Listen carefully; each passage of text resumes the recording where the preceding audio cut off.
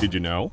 Although most commonly referred to as Nicktoons games in US territories, all Nickelodeon crossover games in Europe are distributed as SpongeBob and Friends. It isn't known exactly why this is, but since many Nicktoons series have aired on channels other than Nickelodeon itself internationally, something could have prevented them from being officially referred to as Nicktoons in Europe. It could also be that SpongeBob's international popularity dwarfs other Nicktoons franchises so much that rebranding Nicktoons games as SpongeBob games is necessary to make a profit. This may have been a wise move, as some Nicktoons franchises haven't been featured in any of the games, including the X's and Mighty B. Nicktoons games also aren't afraid to make obscure references. The SpongeBob episode Plankton from Season 1 features a gag where Plankton shows SpongeBob his lab, as in his Labrador, and only then leads SpongeBob to his laboratory. The same Labrador can be seen in one of the SpongeBob levels from Nicktoons Unite. Some other characters, like SpongeBob's idol Kevin, make cameos in the game as a statue in one of the Jellyfish Fields levels, and the game's boss fight with Plankton can even be seen within the first level of Nicktoons Battle for Volcano Island. Although Nicktoons Unite is widely regarded as the first proper Nicktoons crossover game, Nickelodeon characters have appeared together in software since 1996, with the release of the Windows 3D Movie Maker spin-off, Nickelodeon 3D Movie Maker. With the help of two moderators, the software lets users place 3D characters and props into a pre-rendered environment. Since SpongeBob would become a major selling point for the company a few years later, the concept was revisited in 2003 with Toon Twister 3D, which had a few interface upgrades and featured characters such as SpongeBob and Jimmy Neutron. 1999 saw the release of the first multiplayer Nicktoons game with Nicktoons Racing for the original PlayStation, which would be re-released on multiple platforms over the following years. This included an arcade cabinet in 2003, which alongside another racing game called Nicktoons Nitro would be the only times Nicktoons characters were playable in an arcade machine. A total of 4 kart racing games would be released, with other non-platforming titles including Nicktoons Move-In for the PlayStation 2's iToy add-on, which would also be the only PS2 exclusive Nicktoons game. One of the more controversial games in the series was 2011's Nicktoons MLB, which was heavily criticized for the eerie mixture of realistic-looking baseball stars alongside Nicktoons models. Although it featured the largest selection of Nicktoons characters in the series and included fan favorites like Powdered Toast Man from Ren and Stimpy, which came as a pleasant surprise to some, Invader Zim's creator Jonan Vasquez was not pleased with the game's inclusion of his characters. In a now deleted tweet, Vasquez said, "It's like seeing one of your own kids sucking on the corner for a cold hot dog. Just keep driving, don't cry." Another Nicktoons game is the Pokemon Snap-styled Game Boy Advance platformer Nicktoons Freeze Frame Frenzy. Freeze Frame Frenzy mislabeled quite a few Nicktoons characters, such as Bill from Invader Zim, who was referred to as Professor Membrane, and Sheldon from My Life as a Teenage Robot, who was labeled as Tuck from the same series, despite both characters being in the game. Freeze Frame Frenzy is the only platforming title in the series not to be released on multiple systems at once, as they were usually released on most current consoles and handhelds at the time. Nicktoons Unite was also supposed to get an Xbox release at some point during production, but this was scrapped for unknown reasons. Similarly, the minigame collection Nickelodeon Party Blast for the Xbox was supposed to get a PlayStation 2 release as well, but this was also cancelled early on. As well as cancelled games, the series has plenty of cut content. Nicktoons Unite may have had more playable or non-playable characters at one point in development. A file in the game's data titled actors.ini has a comprehensive list of characters that appeared in the game. The list includes characters that don't actually show up in the title, such as Vicky from Fairly OddParents. It also includes characters like Gary from SpongeBob and Cindy Vortex from Jimmy Neutron, and although these characters appear in a few pre-rendered cutscenes, they never show up in-game. The majority of the series' cut content can be found within Nicktoons Attack of the Toybots, where in the game's concept art gallery showcases sketches for an unused area called Invasion Force. The titular character from Hey Arnold can also be seen inside one of the pods, suggesting he too was planned to be a playable character at some point. Jimmy Neutron was also planned as a playable character in Nicktoons Battle for Volcano Island, if a piece of concept art featuring the 4 main characters sitting around a fireplace is anything to go by. Those aren't all the secrets hidden within Attack of the Toybots, however. Looking through the game's source files also reveals an additional level centered around the Fairly OddParents' main character Timmy. There's also a master model for Snap from Chalk Zone, alongside multiple characters from the early Nicktoon Kablam and its spin-off Action League Now. While it's unknown why these were cut from the game, it's likely that Nick was not able to include them due to licensing issues. Kablam in particular was more of a showcase of different cartoons, rather than having a fixed cast of characters to be used in a game, adding the series to the list of Nicktoons that were never featured in any of the games. Another interesting piece of unused content can be found within the data of Nicktoons Racing. Inside the PC version's files is an unused image of a badger wearing a green suit. This might have a relation to Jeff Badger, who's listed as morale consultant in the credits. The PC version also has an unused graphic for a meter that says main screen. The graphic doesn't fit the Nicktoons Racing art style and is most likely a leftover from NASCAR Racers, another Windows game that Software Creations were developing at the same time. Aside from currently inaccessible folders containing areas cut from the final product, Attack of the Toybots also features quite a few lines of unheard dialogue. This includes lines for whenever the player enters one of the master model chambers, or when the player finds one of the unlockable characters Gurr, Stimpy, XJ9, or Rocco. Even though no dialogue is used for these segments in the final game, it also includes a set of lines from the Fairly OddParents characters Cosmo and Wanda that were seemingly intended to act as tutorials during production, though all their lines are replaced with simple text messages in the final game. Control panels are so breakable! Hint, hint! Some old screenshots of Nicktoons Globs of Doom also feature several character combinations that were not possible in the final game, implying that a manual character selection was considered at some point during production. However, none of these give any indication as to whether Timmy Turner was supposed to be a playable character, as this is the only entry in the Nicktoons line of games not to include characters from the Fairly OddParents. One reason for that might have been that the original developers for the previous games, Blue Tongue Entertainment, were not involved with the development of Globs of Doom. Although each of the game's main characters got a main stage centered around the world their show takes place in, Invader Zim's world is the only one being referred to as just that, while SpongeBob, Jimmy, and Danny all get unique names for their respective locations. This is because, although the main premise for the series involves Zim trying to take over planet Earth, we never actually got to know what part of the planet the show takes place in, hence the title Zim's World. This would later be improved on with the Nicktoons Nitro arcade cabinets, where Zim's racetrack is referred to as Irken City, Irkens of course being the race of aliens Zim is a part of. This game would also turn out to be the last in the Nicktoons Unite series as a result of poor reception, with many people criticizing the unpolished gameplay and abundance of bugs. While a few Nickelodeon console games were released since Globs of Doom, it seems the company has since moved on to the mobile and online market. The most prominent of these games are the Super Brawl line of mobile and flash games, which sees characters from a wide selection of Nicktoons facing off in a Street Fighter-style fighting game.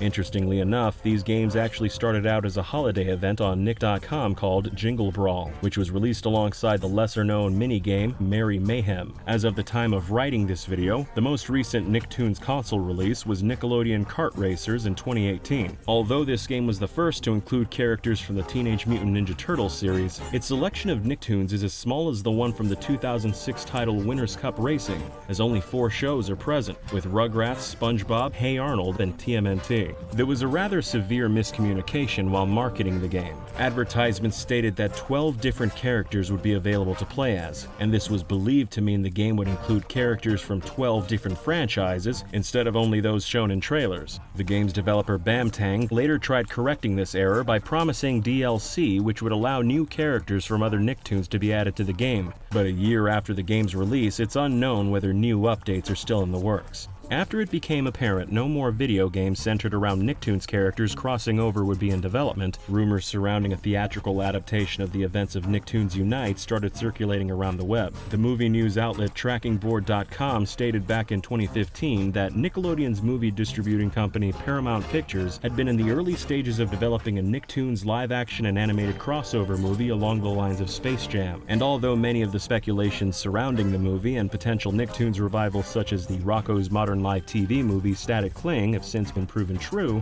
no new information regarding the Nicktoons movie have come to light since.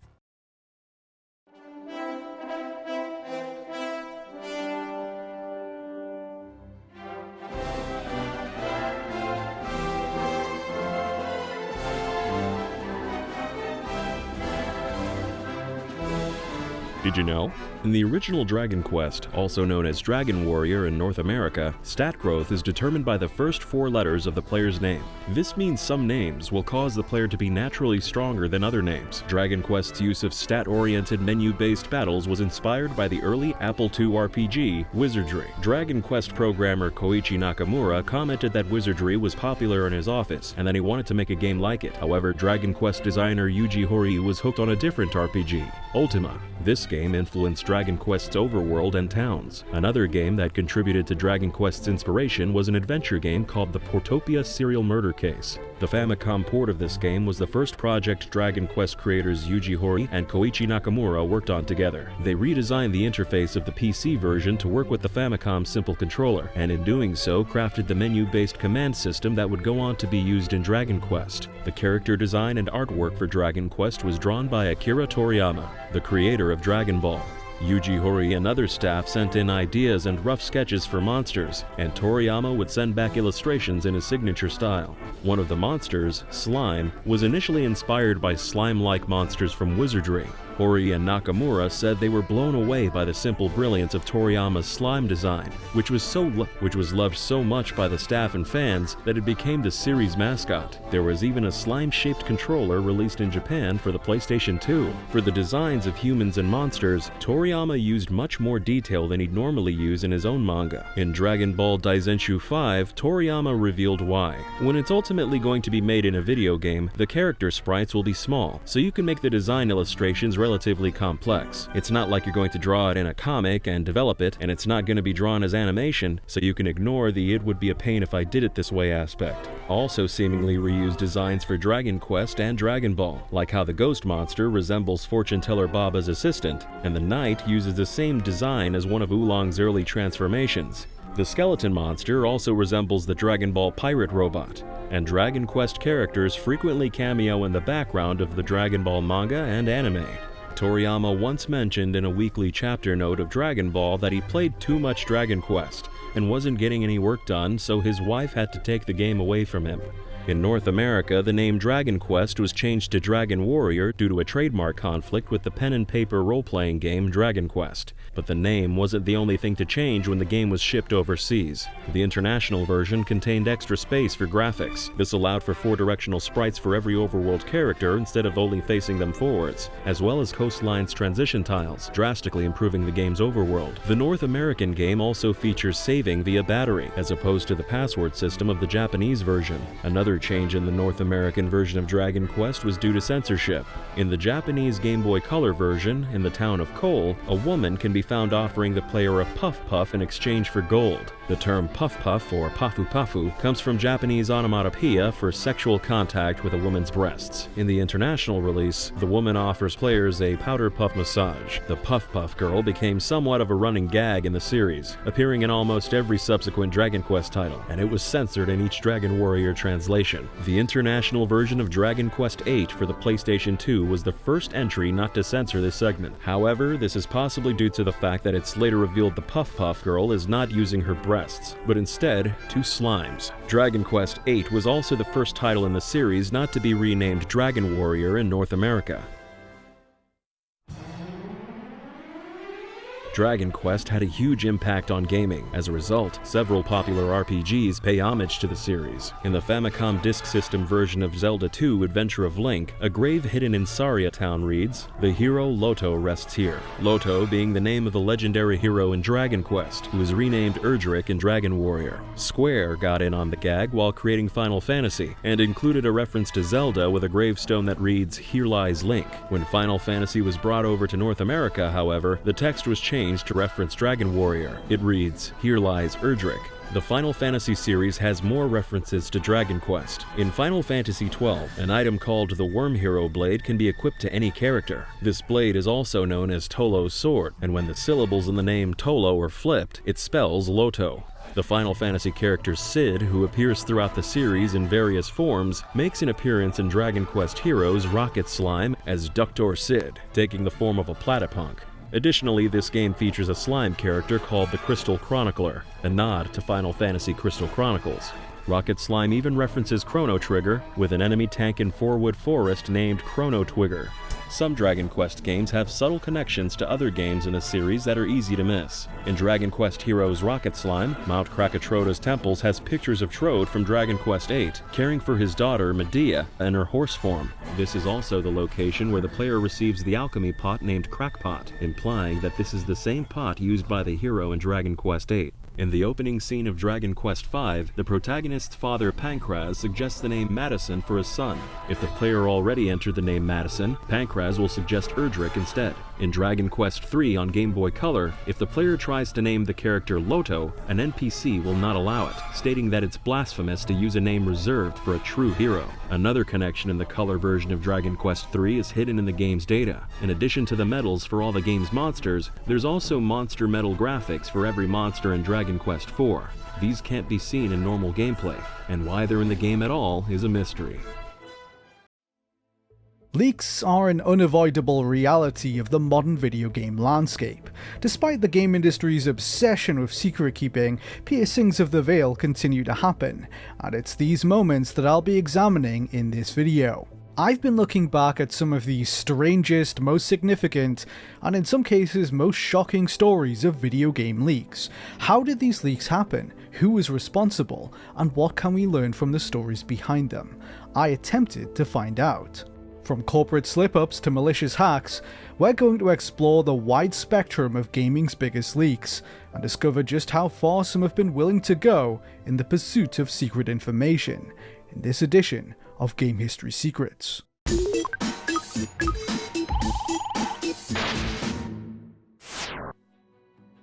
While being far from the most egregious example this video will dissect, our first case sits somewhere among the most cited in the pantheon of bizarre video game leaks. Tomb Raider enjoyed a renaissance of sorts throughout the 2010s, starting with the 2013 reboot and continuing with its sequel, Rise of the Tomb Raider. Both games attained critical acclaim and commercial success, creating expectations for a third installment to build upon the foundations of the first two and close out Lara Croft's expanded origin story. After Rise of the Tomb Raider's release in November 2015, Square Enix was understandably quiet on the possibility of a sequel. Fans of the series were not expecting word on a third game for some time to come, but less than a year after Rise, one man's chance encounter with someone involved in its development would pull back the curtain almost 2 whole years before it would eventually release. Yeah, so I live in Montreal for over about,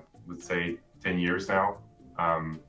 Really passionate about video games. Has been my big passion since I was a teenage boy. This is Trippler280, a game industry alumnus who previously worked for a major publisher. Back in 2016 though, he was simply a fan of video games and a bystander minding his own business in the city of Montreal, Canada.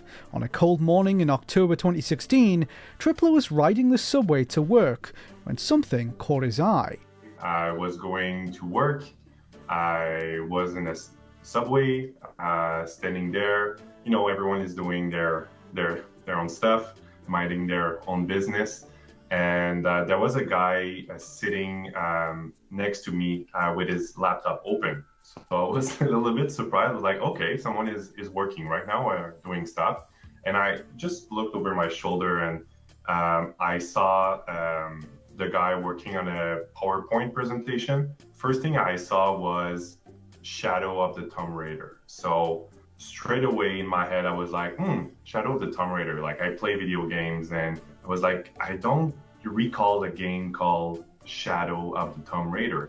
As a fan of the Tomb Raider games, Trippler was intrigued. He attempted to read some of this slideshow open for the whole carriage to see, and he could just make out some of the details. It appeared to be discussing the psychology of video game players. Knowing that there was a chance he had just stumbled upon an unannounced game, he tried to capture the moment to show his friends. I just decided to grab my phone, but I was so nervous that I just tried to take a picture, like sneaky. In his haste, Trippler made off with only one image. It was a little blurry, but the main takeaway, the logo for this apparent game, was clearly visible. He sent it to a couple of friends, and then decided it was time to let the internet know. He uploaded it to Imgur and posted it to Reddit's r/PS4 board, where it quickly gained momentum. Some were skeptical of his story, suggesting it was a joke or maybe even an intentional leak to drum up hype, although the vast majority of posters believed it. Soon the theory took shape that this was indeed the third game in the Tomb Raider Survivor trilogy. Not only that, but fans had also worked out that it was likely being made by Eidos Montreal, since Tripler had mentioned where the photo was taken. In the hours after the post went viral, Kotaku followed up on the story, and they were able to confirm with their own sources that it was legitimate. Picking up the reins from Crystal Dynamics, Eidos Montreal was the main developer of the next game, which was called Shadow of the Tomb Raider. Tripler really had come across confidential internal documents for the next Tomb Raider on his morning commute. For a time, he feared legal retaliation from the publisher, but in the end never heard from them, nor did they attempt to get the image pulled. Yeah, after I posted this, I felt really bad. I was like, oh my god, he's gonna lose his job, or I was feeling bad about that. Can Eidos or like Crystal Dynamics come back to me and sue me because I leaked that? Or there was a lot of questions, and even after 6 years, I'm still wondering, like, to be honest, if it's a good idea to talk with you. To be honest, I'm like, is there any? I'm not really familiar with all the legal stuff. It wasn't until over 16 months later in March 2018 that the project was officially revealed, retaining the title witnessed on the Montreal subway. The game was released on the 14th of September 2018. The Shadow of the Tomb Raider leak raised many questions, and although it was eventually confirmed to be true, some of those still remain today, such as the identity of the person Tripler encountered, and why they were so lax about exposing confidential material to a carriage full of commuters. As we spoke more about the incident, we both settled upon a theory as to why this could have happened. I guess maybe if the presentation was about, I don't know, the psychological aspect of video game, maybe it's an external partner, someone was going to do a presentation, maybe someone who is not really familiar with how confidential a game can be. I'm pretty sure that, everyone who works on the video game industry, that's the first thing that we tell you is that, don't start talking about games outside of the job with, people, with your friends or your wife, your husband, etc. Just keep it to yourself. Maybe it was an outside consultant, kind of speculate, but that would be the type of person who might not have had impressed upon them the importance of industry secrets, If you are someone who isn't versed in this world and doesn't understand how important these trade secrets are, then you might slip up and show someone on a train. Yeah, exactly. Yeah. Across the world, it is a common practice for a select number of people at retailers and online stores to receive confidential information about upcoming games. For instance, a game publisher may choose to inform a store about an unannounced title so they can prepare their internal infrastructure to receive pre-orders and offer information on this new product. Occasionally, accidents have been known to happen, where info will mistakenly be published ahead of time, preempting an official announcement, but rarely have these leaks been as extensive as one which occurred in May 2018. Just less than 1 month before E3 2018 was due to take place, fans were keeping a close eye out for any potential leaks when Twitter user Wario64 seemingly hit the motherlode. Scanning for upcoming releases on Walmart Canada's website, Wario64 had found a myriad of what appeared to be unannounced games listed on their system. Among these were Just Cause 4, Borderlands 3, LEGO DC Villains, Splinter Cell, Gears of War 5, and Rage 2. Some made more sense than others, indicating that some of the listings contained errors. For example, Forza Horizon 5 was listed when Forza Horizon 4 had still yet to be announced at the time. Dragon Quest II was another anomaly, which was clearly supposed to have been the then upcoming Dragon Quest Builders 2. Errors like this added a modicum of doubt to what otherwise seemed like a set of genuine leaked games. Which among them were errors and which were titles that truly existed became the subject of much discussion in the days that followed, but the general consensus was that Walmart Canada had just kicked off the E3 season with a huge leak. Bethesda, the publisher behind Rage 2, chose to get ahead of the news later that day and began poking fun at Walmart Canada for the slip-up. The official Rage Twitter account shared an annotated screenshot of the Rage 2 placeholder listing, making light of what had happened. Bethesda's Pete Hines followed up with a tweet of his own saying, "This is why we can't have nice things." As the month of May went on, more and more games from the list were officially announced, like Just Cause 4 and LEGO DC Supervillains, wiping away any doubts that Walmart Canada had published some genuine information. But how exactly did this happen? I spoke to Riley Little, the person behind Walmart Canada's official gaming Twitter account, for some more information. Here's what he had to say. "I think it was genuinely just an accident after the team had been briefed on the upcoming software. It was when there were active E3 pre-order incentives, usually some money off, and the listings were created and someone who hadn't been informed on why the portals were prepped accidentally set them to go live early." As E3 eventually rolled around, it became clear that the vast majority of titles listed were real, with a couple of exceptions like Splinter Cell. Walmart Canada became the subject of many jokes at the expo as a result of the incident. During Bethesda's E3 conference, Pete Hines decided to take a few more shots at the store for their mistake. So, we're starting with a game that we announced a few weeks ago through our friends at Walmart Canada.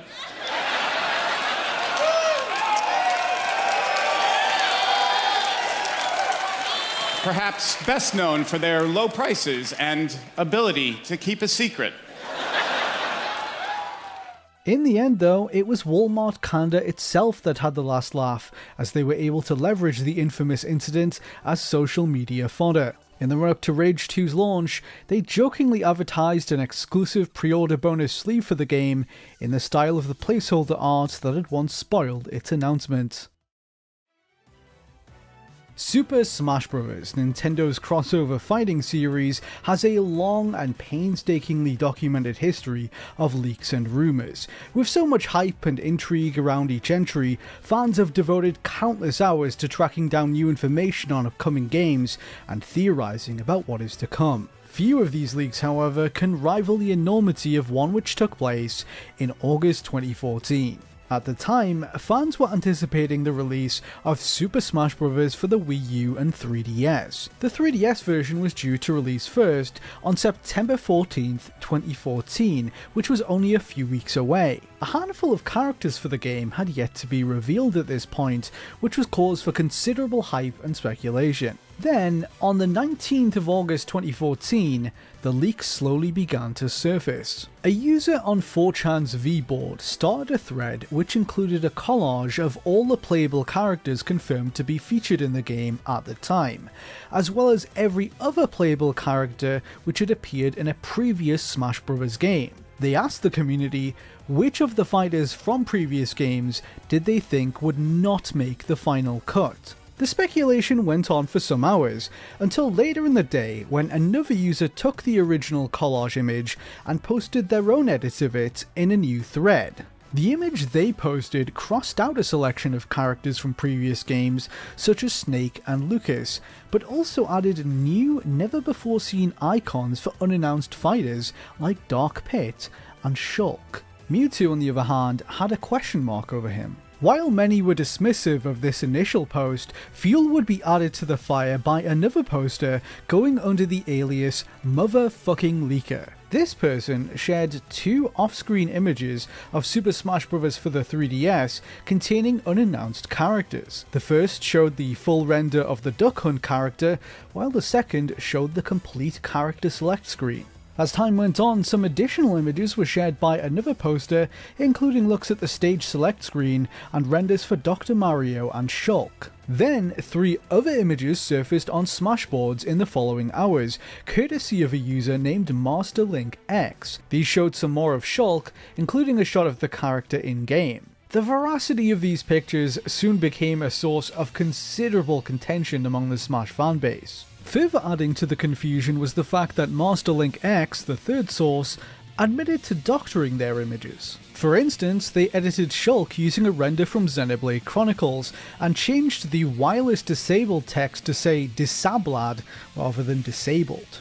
They did this to sow doubt among the community as to how real the images were. I caught up with Masterlink years later, who offered this explanation. Quote, I was going to Photoshop the images here and there and share them publicly once they eventually started leaking as they did. Why do this? I was bored and thought it would have been funny to see people start seeing different versions of images and start questioning what the hell was going on. The stuff started leaking publicly faster than I was expecting, so I never really got to Photoshop more of the images before they were all posted by the 4chan user. In the immediate aftermath of these leaks, the debate over their authenticity raged on across forums and social media, with the vast majority of people believing it was all a hoax. One battleground for the discourse was GameFAQs, where users were polled after the initial leaks and voted mostly against it being real. Out of 158 people, 49 voted no, and 44 voted leaning no. Just 9 people said that they believed it completely. Over on NeoGAF, there was a similar level of doubt leveled towards the leaks. To show you some examples, if this is real, then there's no way it's the final roster. There's some spots I know Sakurai and his wife would never accept as UI designers. Are people seriously contemplating that this might be real? What is wrong with you? This is obviously fake for me. You guys are fooled easily. I don't know why, but I'm genuinely frustrated that so many people are falling for this. Guys, this leak is so obviously fake. How would they even make an amiibo of Duck Hunt? It's obviously fake because of that alone.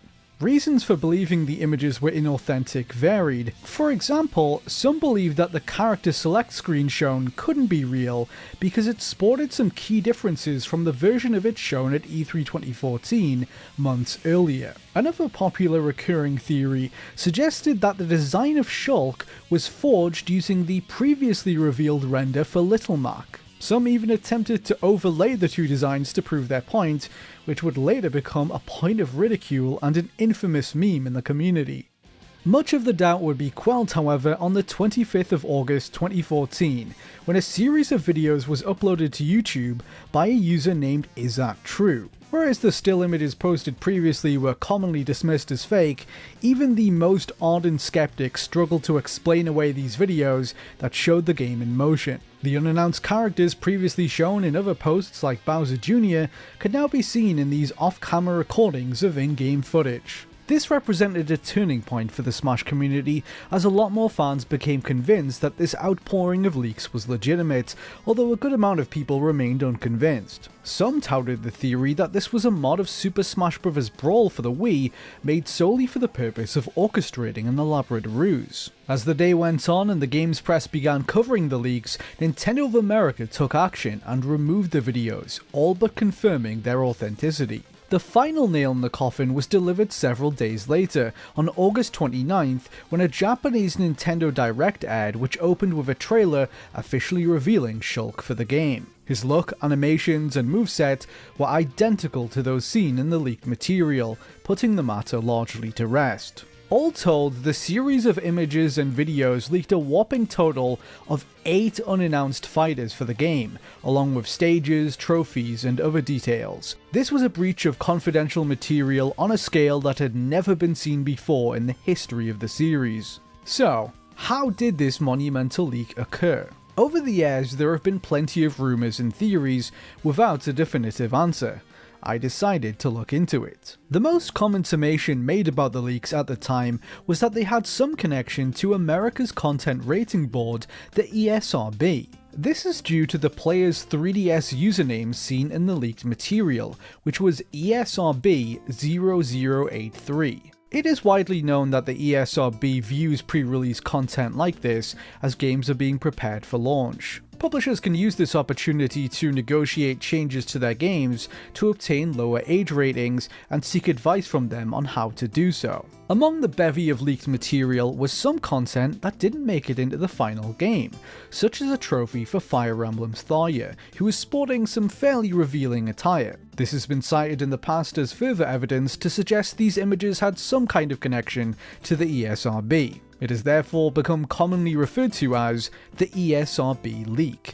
But how deserved is this moniker? I spoke to several former ESRB employees who worked there at the time the leaks took place, including people who oversaw Nintendo games, to gain insight into whether or not these could have originated from the organization. The consensus among them was that this couldn't have possibly come from the ESRB itself. The ESRB, I was told, employs very high levels of security when testing or viewing content from unreleased games. All content is viewed in a tightly controlled environment where no phones or other recording devices are permitted. Testers within these facilities are monitored at all times by security personnel, and no testers are allowed to leave the room with the unreleased content. In some cases, publishers even send their own security staff to transport this confidential material in secured containers. In other words, it wouldn't have been possible for someone at the ESRB to take material from Smash Bros. 3DS into a quiet dark room and capture it on a phone. With that established, I spoke to former employees from Nintendo of America, including some who had worked on Super Smash Bros. For 3DS. Nintendo of America employs staff who are responsible for capturing videos from their games for the ESRB to evaluate. It is common for the ESRB to review footage of in-development games sent by publishers as opposed to playing them firsthand. A couple of workers were doubtful that the footage could have been filmed inside Nintendo's offices themselves,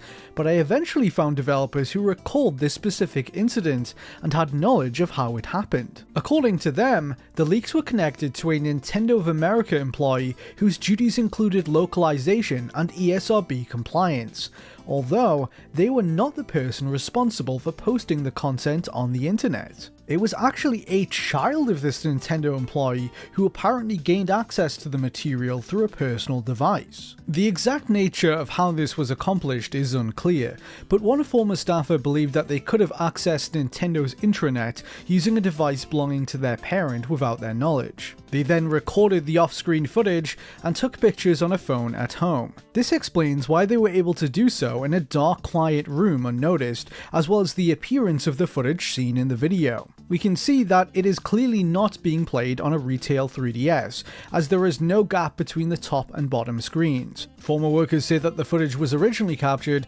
using Nintendo's proprietary capture technology partner CTR. We were all shocked to hear about the news of the leak when it happened, one source told me. They allege that Nintendo was quick to trace the source of the leak back to the employee involved, and they were soon fired. After all, they would have been able to see who accessed which files on their intranet were that the case, and the ESRB number seen in the footage could have also helped. However, there's still more to the story than that. Although the child of this ex-Nintendo employee was allegedly responsible for it originally escaping the company, they do not appear to have been the person who posted the content to 4chan. In actuality, what appears to have happened is that they obtained the material for a small group of online friends. In the middle of August 2014, the original leaker shared their discoveries with this tight-knit circle of Smash diehards under the proviso they would not share it with the rest of the world, first the images and then later the videos. But the secret was too big for some to keep.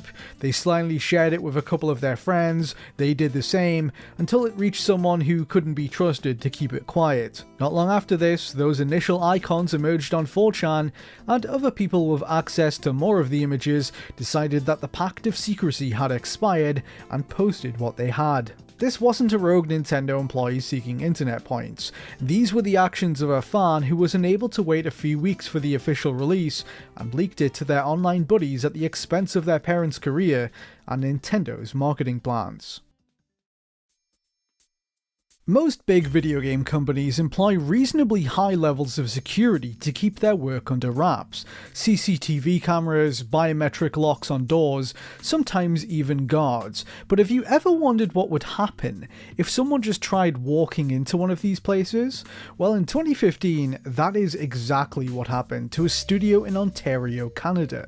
Digital Extremes is the developer behind the online multiplayer action game Warframe. At the time of the incident, the company was also early into development on a top-secret new IP alongside content for Warframe. No information about this project had made its way online, until their headquarters was paid a visit by an uninvited guest. In June 2015, a fan of Digital Extremes decided that they would travel to their building in London, Ontario and attempt to enter it. After taking some time to pinpoint the exact location of the studio, the person in question eyed a statue of a Warframe character in an office window. They then scoped out the entrance before noticing that it was locked with a fingerprint scanner, but that didn't stop them. They waited for a Digital Extremes worker to unlock the door and then followed in behind them. This person then walked through the building and found a place to sit down, alternating chairs every so often in an attempt to appear busy as they observed the working day around them.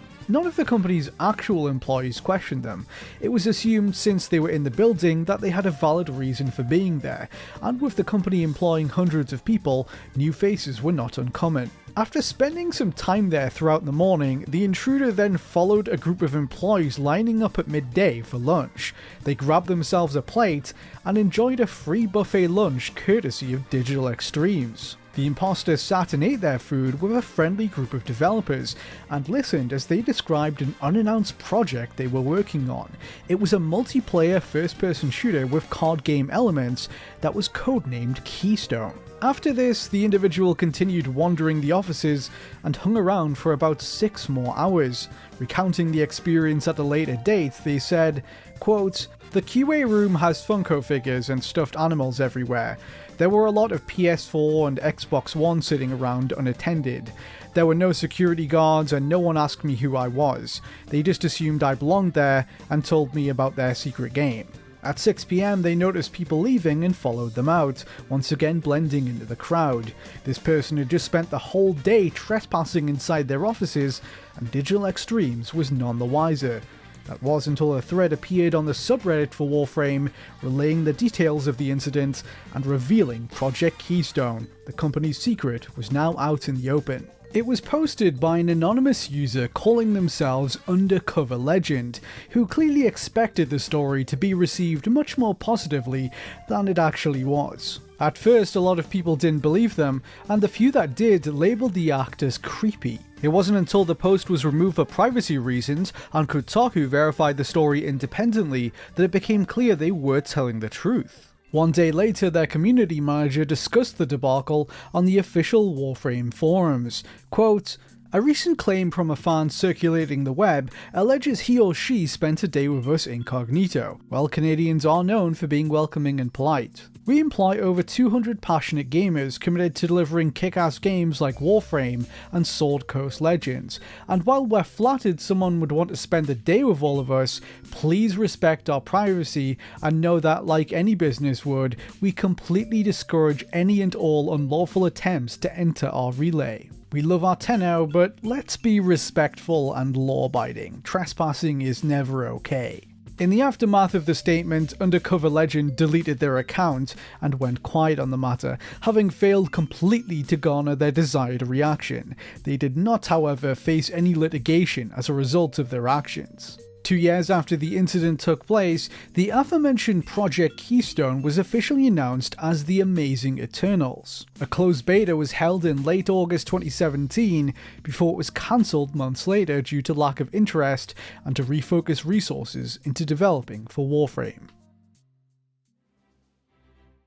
Ubisoft has something of a reputation for being less than airtight when it comes to leaks. The Assassin's Creed games are a good example of this, frequently being subject to breaches in confidentiality over the years. Honourable mentions to the time Assassin's Creed Black Flag was spotted by a Redditor on the laptop of a Ubisoft employee aboard a commercial aeroplane, when Assassin's Creed Origins was leaked via a t-shirt, or how the reveal of Assassin's Creed Odyssey was spoiled by a keyring. For this section though, I'll instead be focusing on a Ubisoft project that ended up being arguably one of the most leaked Nintendo Switch games ever, and it's one that I personally reported on as it happened: Mario plus Rabbids Kingdom Battle. This game stands out for the sheer breadth of material that was leaked in the run-up to its reveal, everything from QA notes to internal marketing documents spilled out before it was even officially announced. Some of the earliest recorded whispers of the project that I was able to find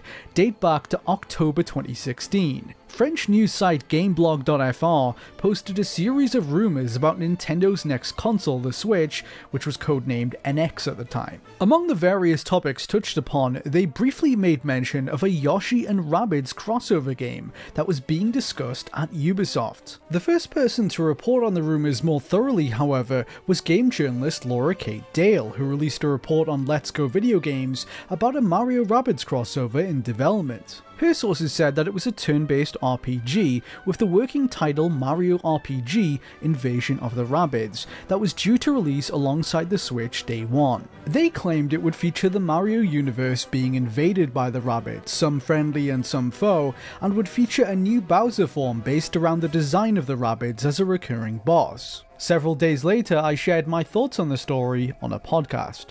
Laura Kate seems to be more convinced that it will be like a conventional RPG. She said that one of the rumoured names of it was literally Mario RPG, and I'm not so sure about that. I've personally heard that it was more of like a tactical strategy RPG, similar to like XCOM or Fire Emblem. Over the course of the next 2 months, more and more information began leaking behind the scenes, and in January 2017 I took to Twitter to share some more of what I'd been hearing. I don't know what the title is. There was a Reuben name a little while back that had Mushroom Kingdom Battle in the title, I think.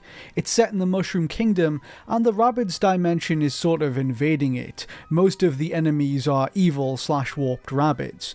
It does feature Mario and various other main series characters. Nintendo has apparently been very controlling of how they are used. There are also Rabbids themed around various Mario characters like Mario and Luigi, costumed Rabbids, that sort of thing. For the following few months, Ubisoft sources continued to talk about the game in more and more detail. By April, I had a comprehensive understanding of the gameplay mechanics, story, and structure. On May 1st, 2017, I released a new podcast discussing more about the project with my co-host Dan Thomas. There's like stats for each weapon, lots of different weapons. There is a skill tree system that underpins the game. Wow. Which sounds very Ubisoft. I wonder what the weapons are then. All I could think of is like a plunger for like the Rabbids, and that's like Nah, I think it's like guns and stuff like that, I think. Like really? Like arm cannons and those kind of Nintendo-y weapons. Yeah. I mean, yeah. I haven't really seen any of the weapons myself, but someone I was speaking to was saying like there are a lot of weapons. They have a big... They're maintaining a massive spreadsheet with all of the different weapons on there, which sort of makes it sound a bit like Kid Icarus Uprising. It was just 1 day later that I received the first image I ever saw from the game, a low-quality off-screen picture of a logo spotted somewhere inside Ubisoft. It was so nondescript that even though the same source had provided a lot of other information, I wasn't sure it was even real. A part of me considered if this was an elaborate joke. However, that concern would be quickly dispensed with as the leaks continued that month. Actual internal documents from Ubisoft began to be circulated behind the scenes, including key arts, prototype screenshots, and info from quality assurance tests. Among the leaked documents was a slideshow from an internal marketing presentation detailing everything from the characters and the structure of the game to the planned rollout, which ironically included the phrase "surprise at announcement." From my perspective, I thought that some of these documents appeared so sensitive that releasing them outright posed all kinds of complications. The closest thing I did to disclosing anything was that I took a Mario render from the project, crudely added some sunglasses to it, and made it my profile picture on Twitter in early May. Nobody noticed this until I pointed it out much later, with the exception of one person, media personality John Cartwright, who had access to the same image. I would estimate that dozens of people had access to this content, so it felt like it was only a matter of time before someone would release it. I had been quietly waiting for either that to happen or for Ubisoft to announce the game themselves, when on May 23rd, 2017, what little secrecy remained was done away with. I was alerted to the fact that someone had been cropping pieces of the project's key art and posting it on a Discord server for video game news. Then people had been taking these images and sharing them on Twitter, including one containing the Rabid Peach character. Although the original tweet was hastily deleted, it was quickly reposted by a user named Fatal Flowey. This was the first time the wider public got their eyes on material from the project. I reported on the story and posted the full key art that was being teased by others, confirming its authenticity in an article for WWG. Shortly thereafter, Nintendo World Report followed by releasing images of that internal Ubisoft slideshow presentation on the game. This included more art, character information, and more. It was a massive outing of the game weeks before it was set to be revealed that dispelled any doubt that this unlikely project was real. Nearly 3 weeks later, on June 12, 2017, it was finally announced officially at a Ubisoft E3 conference. Mario creator Shigeru Miyamoto joined Ubisoft president Yves Guillemot for the reveal in front of the key art that had leaked weeks earlier. Despite some initial apprehension, it was broadly well received, and the game went on to be very successful. But it's worth asking, why did the leaks happen? The answer is not as straightforward as some other cases. I was told that Ubisoft did carry out an internal investigation into the leaks, however there was no single cause or inciting incident. A lot was leaked and from many different people. I believe that it has something to do with the problematic workplace culture at Ubisoft, which myself and many others have heard a lot about over the years. In 2020, Ubisoft commissioned a study from an independent research firm to examine the state of the company following reports of rampant sexism, harassment, misconduct, and other problems. A staggering 25% of their entire workforce who responded to this survey reported witnessing or experiencing misconduct firsthand. Furthermore, 1 in 5 workers indicated that they didn't feel safe or respected in the work environment. In my experience, companies that don't respect their workforce are more prone to leaks. Workers who've had bad experiences or aren't happy with the direction their company is going in are less incentivized to keep their secrets. I do think that one big aspect at play as well is the sheer size of Ubisoft. With a game like Mario Rabbids, for example, hundreds of people worked on it across multiple branches around the world. The more people in on a secret like that, the harder it is to keep. Although I do think there is something to be said for how disproportionately a company like Ubisoft has been impacted by leaks, given its extensive history of allegations and the poor reputation of its workplace culture. In 2003, Valve was deep into development on Half-Life 2, the sequel to its acclaimed 1998 first-person shooter. It had been in the works for several years at this point, with a release set for September of that year. An ambitious demo showcased at E3 2003 cemented it as one of the most anticipated games of the year. In reality though, it was far from finished, despite the team enduring extensive crunch throughout the summer of 2003. Valve was staring down the likelihood that the game would have to be delayed significantly, but at the same time they were being less than transparent with the press about its status. Valve reassured the media that it was set for September 30th, 2003, and kept telling them that as late as 1 week before that date. It wasn't until September 23rd that Valve finally came forward to confirm that the game was being delayed till late 2003, a sudden turnaround which upset a lot of fans. While Valve was fending off this public relations storm, another much more serious one was brewing on the horizon. On the night of October 1st, 2003, Valve discovered that an internal email sent between their employees had been posted online. It was found on the forums of a video game clan named MyGot, which was notorious for provoking people with hacking tools in multiplayer games like Counter-Strike. This leaked email tipped Valve off to the fact that their internal systems had been compromised. As time went on, the extent of that compromise became clear, as Valve's secrets were splashed across the internet. Passwords for internal Valve accounts were floating around, but this was quickly overshadowed by a much bigger discovery. Half-Life 2 source code had been leaked. Not only was this a massive breach of their security, the leak laid bare how unfinished Half-Life 2 truly was, a fact Valve could now no longer hide. The source code was posted by an individual calling himself Osama bin Leaker, who pulled no punches in his assessment of the situation, claiming Valve had faked its much-hyped E3 demo earlier in the year. In the immediate aftermath, the company faced a torrent of abuse and criticism from fans, who now accused them of deception. Hours after the leaks began, Valve's CEO Gabe Newell sprang into action. He first contacted the FBI, telling them that he believed his studio had been hacked and that many millions of dollars worth of code had been stolen. Then he posted to the official Half-Life 2 forums, where he confirmed for the first time that the leaks were real, and asked the community for their help in unmasking those responsible. Quote, "Ever have one of those weeks? This has just not been the best couple of days for me or for Valve. Yes, the source code that has been posted is the HL2 source code." An extensive investigation into the incident was launched at Valve in cooperation with the FBI. Forensic analysis revealed that 13 different computers had been compromised with keyloggers and Trojan horses. Despite the many theories that emerged about the culprits, as the months went by, investigators failed to come up with anything concrete. The only solid lead had been turned up not by federal agents, but by a member of the Half-Life community who emailed Valve claiming to know who was behind the attack. They submitted chat logs in which a user called Ago shared sensitive security information from inside Valve, such as Gabe Newell's personal username and password, although this was not investigated further at the time. Meanwhile, the leaks had wreaked an untold amount of financial damage upon the company. According to FBI documents from the time, the unfinished game had been burned to CDs and sold throughout countries like Russia. Given this and the game being readily available for people to download,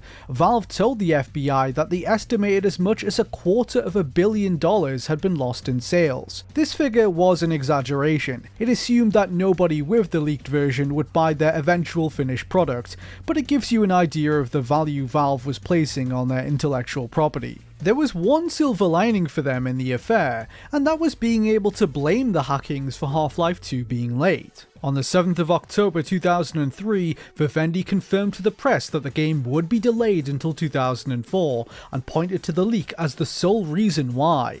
The hacks did cause all manner of hardships at the company. Money was lost, morale plummeted, and it was an unwelcome distraction that pulled staff away from making the game. In a way though, it also shielded Valve from criticism that the project was taking too long, and that they hadn't been forthcoming about their progress. As time went on, the team continued work on the game, and Gabe Newell did his best to reassure them, reportedly saying in one meeting, "We've made it through all this, how much worse can it get?"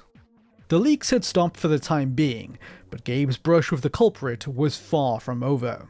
The FBI investigation into the events had made little progress when on the 15th of February 2004, Newell received an email from the hacker himself. It had been sent from an encrypted email address, daguy@hush.com, used to maintain his anonymity. In the message, Tighe claimed responsibility for hacking Valve, but said he was not the person who leaked the game. The man behind the Tighe persona was Axel Gembe, a 21-year-old Valve enthusiast from Germany who went by the online alias Ago, the same person that some in the community had been raising alarm bells about months earlier. He had acted alone in his intrusion into their network, and had been quietly snooping around inside it for 6 months prior to the leaks. In around April of 2003, Axel had grown tired of the wait for Half-Life 2 and decided that he would try to learn more about the project on his own terms. He was a proficient hacker and programmer who had in the past authored and sold his own malware, such as Agobot, a family of computer worms. Gembe found his entry point into Valve through another business being run out of the same building called Tangus, a wearable technology company which was operated by Dan Newell, a relative of Gabe Newell. Axel hacked into an unsecured account on the official Tangus website, and then used software he had written to exploit its server, tricking it into raising the privileges on his account. He found that the firewalls and Valve servers had a trust relationship with Tangus that meant someone with access to Tangus could interact with Valve's internal network. He used this knowledge to scan Valve's network until he found an account on it with no password. He entered this account and then used a cracking tool to extract usernames and passwords from Valve's network. From there, he was eventually able to locate the server with Half-Life 2's data on it and monitor the project's progress. He installed a rootkit on Valve's server, enabling him to mask his presence, which it successfully did for around half a year. He went on to extract code, assets, and other data to observe, but he apparently declined to leak any of it. According to Axel Gembe, his motivations were not outwardly malicious. He was simply a passionate Half-Life fan with an insatiable curiosity about the new game. Months later, however, he slipped up. After keeping his access to Valve's network secret for several months, he shared the news with a friend over an internet relay chat in September 2003.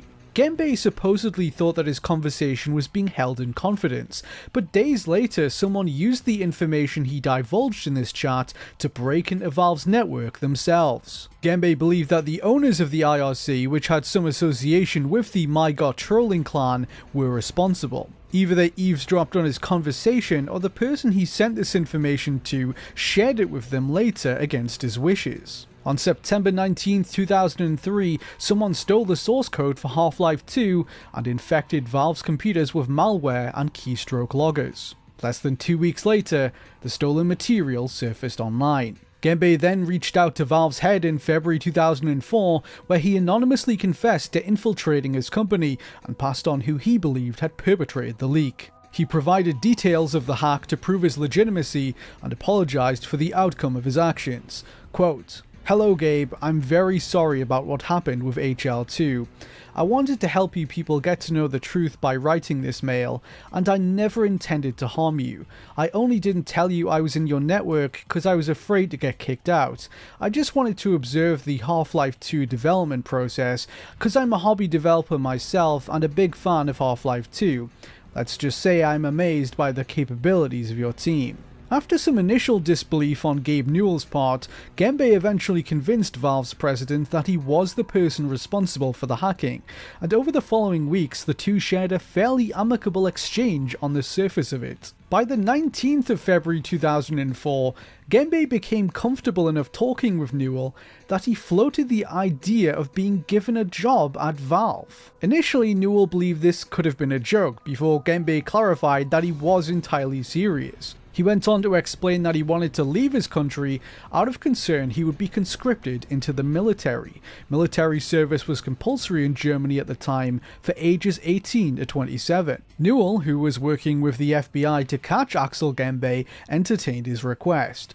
Quote, "You certainly impressed us with your skills. We've hired a lot of people from the community, and I guess in a funny way this would be more of the same." The two continued talking, intending to set up a job interview towards the end of February 2004. Newell's responses became less frequent as he was busy negotiating Valve's plans for E3 with Microsoft. Early into March 2004, Genbei expressed his impatience with the pace of Newell's correspondence.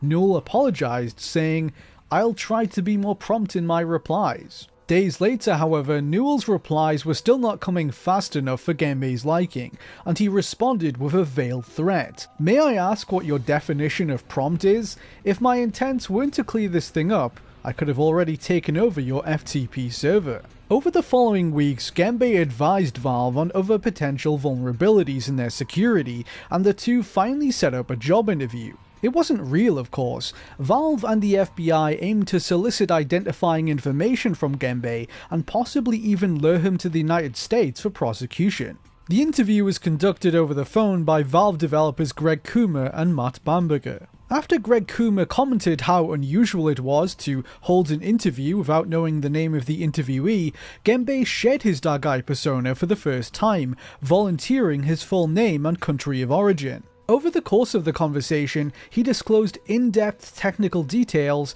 on how he encroached into Valve's network. Eventually, the employees thanked him and proposed that he should fly to the US for an in-person interview with all expenses covered by Valve. The investigators on the case used the information they obtained from this call, such as his phone number, to locate Genbei's home in Germany and alerted the German authorities. While Genbei prepared for his trip to the US, the Germans spent a few weeks obtaining an arrest warrant.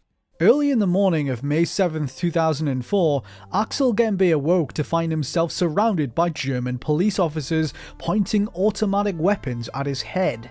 He was told to get up, get dressed, and come with them down to the local police station.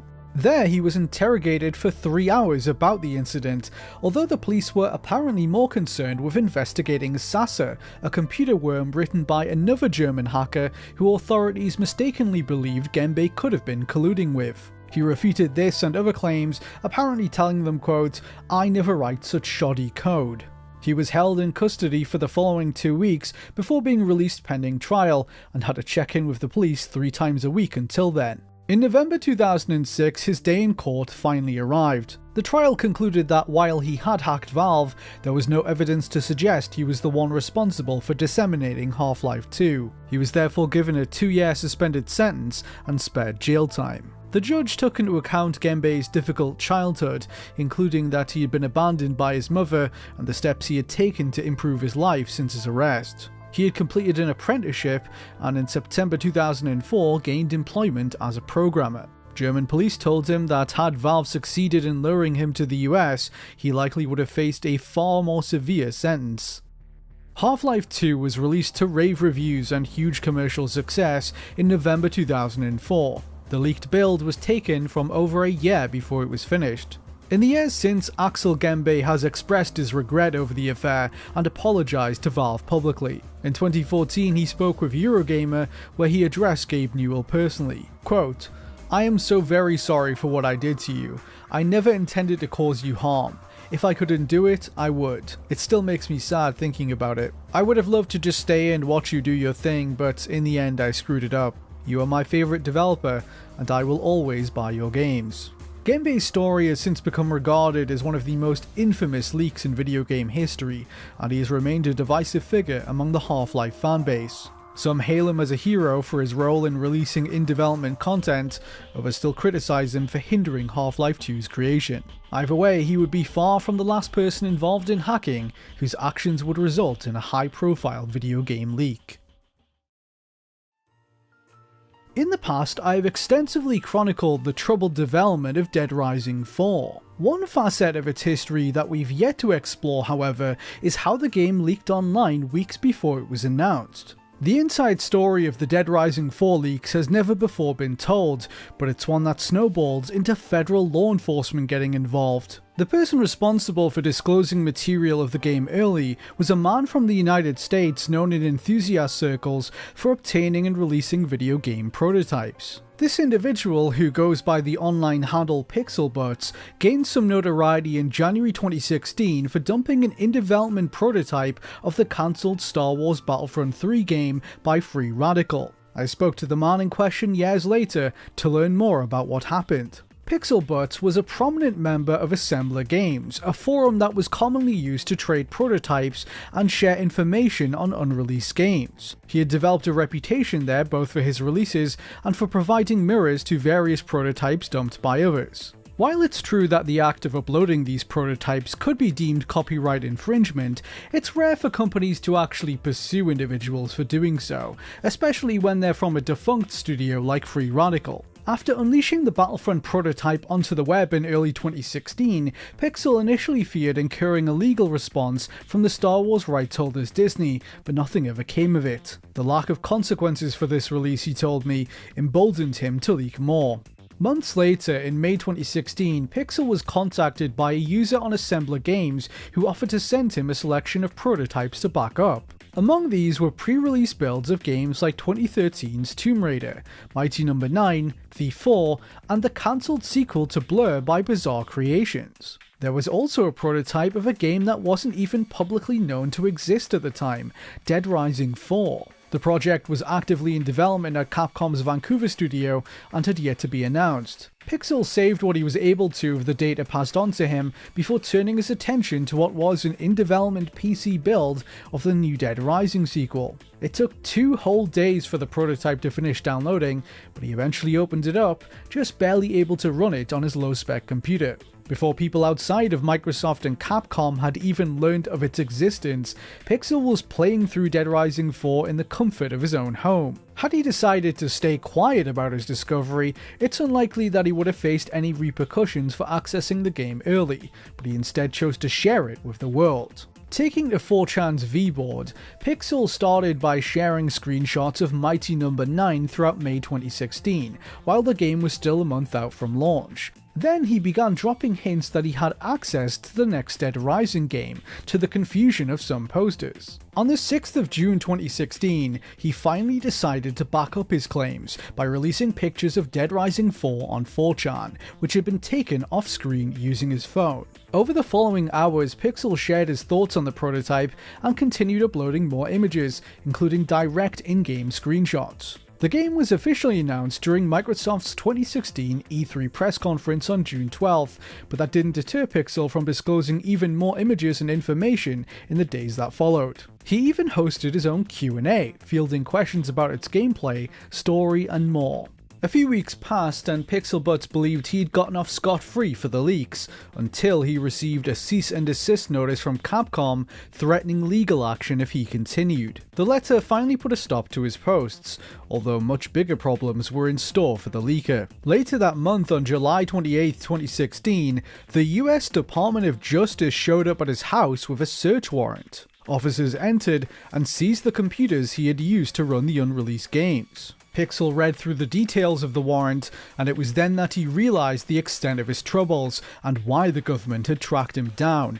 It was all related to the origins of the prototypes he had received back in May from a user on Assembler Games. As it turned out, the prototype builds he was sent were the outcome of an international hacking scandal. Months before first making contact with Pixel, the user had remotely hacked into the Polish branch of a quality assurance company named Testronic Labs. Companies like these are commonly employed by larger developers to outsource QA work. The individual had allegedly exploited a vulnerability in a security camera at Testronic, using this to gain access to their network and stealing a full terabyte of data. This included files from countless unreleased projects like Dead Rising 4. Pixel believed that he was sent only a fraction of the total amount stolen from Testronic, but his connection to the affair now had him facing a felony. Had he kept his head down like others who handled the data, he could have avoided charges because it was actually the distribution of the stolen material on 4chan, particularly relating to Dead Rising 4, that brought law enforcement to his door. He was charged with stealing trade secrets and for knowingly accepting stolen property. The latter charge was eventually dropped when it became clear he hadn't known the data was stolen. Despite having his computer seized, he continued to update 4chan intermittently on his turbulent situation. In August 2016, he posted, "Waiting to get my computers back. Sucks man, don't fuck up." Pixel was ultimately subject to 200 hours of community service, 3 years of formal probation, and $20,000 bail, which was lowered to $1,700 with bail bonds. The experience, he told me, left him regretful for his actions and reconsidering how he would handle prototypes in the future. Quote, "My record was later lowered to a misdemeanor and expunged, but in my mind I still couldn't shake what happened. A pretty big wake-up call for me. I wasn't invincible. I definitely did it to myself and earned it, so I own my mistake, and it ended up making my sentencing less severe in the end, even though it guaranteed I got some punishment." Years later, Pixelbutts remains the only person to have faced criminal charges as a result of the incident. Even the original hacker has evaded law enforcement. Despite this, Pixel was able to have his record expunged, and eventually found a job working in the games industry, doing quality assurance no less. His story is a reminder of how seriously larger companies can take leaks, and the dangers of handling material of dubious origin. To say that there was hype around The Last of Us Part 2 in the run-up to launch would be putting it lightly. Here was the sequel to one of the most critically lauded games of its generation, with over 5 years in development, and aside from a few tantalizing trailers, details about the direction the story would take were still tightly under wraps. The game was initially set to launch on May 29, 2020, but was delayed indefinitely on the 2nd of April that year. While it was on the verge of being finished, the events of 2020 posed significant logistical issues that made shipping it on its original schedule no longer possible. However, it was just 1 day later that developer Naughty Dog's carefully curated bubble of secrecy began to show cracks. A series of short prototype gameplay clips surfaced on YouTube, which showed some more of the game. Among these were shots of the protagonist Ellie riding a horse and a guitar minigame. Sony acted quickly, copyright striking the videos within about 10 minutes of them being uploaded. Rumours about the game's narrative would make the rounds on Reddit in the following days, but it was on the 26th of April 2020 that the dam well and truly broke. Well over an hour of cutscenes and gameplay videos from The Last of Us Part 2 flooded onto YouTube via anonymous sources, showing sections of the game that had never before been seen. I will not be discussing any spoilers for the game's plot in this video, but it's safe to say that major parts of it were revealed against the developer's wishes in these momentous leaks. Huge revelations about the story's direction and the fate of its characters were spoiled months before the game's launch. All of the videos were very clearly taken from in-development prototypes of the game, as evidenced by details like the build dates being visible during the footage. Some of the material dated back months prior to the video's surfacing, suggesting whoever was responsible for obtaining them could have been at it for a while. The content of the footage, especially with regards to cutscenes, proved extremely divisive, despite some select moments being shown out of context. Many fans were upset by the overwhelming abundance of spoilers online and pleaded with Naughty Dog to expedite the game's launch by releasing it digitally, but the suggestion went unrealised. Sony stuck firm to its new planned launch date of June 19th, 2020. Naughty Dog acknowledged the situation for the first time on April 27th in a statement posted to Twitter. Quote, "We know the last few days have been incredibly difficult for you. We feel the same. It's disappointing to see the release and sharing of pre-release footage from development. Do your best to avoid spoilers, and we ask that you don't spoil it for others. The Last of Us Part 2 will be in your hands soon. No matter what you see and hear, the final experience will be worth it." Neil Druckmann, one of the game's co-directors, later discussed his perspective on the leaks during an interview with Kinda Funny Games. It was one of the worst days of my life when that leak happened, because it's like, I saw it happening in real time. Like, I saw when it hit YouTube. And we're just all panicking, texting each other for them to take it down. And, you know, there's a lag, so it takes like an hour to take it down. Sure. And it had like hundreds, maybe 1,000 views before it got all taken down. And then you just sit there and you're like, your fucking heart sinks. And you're like, it's out there.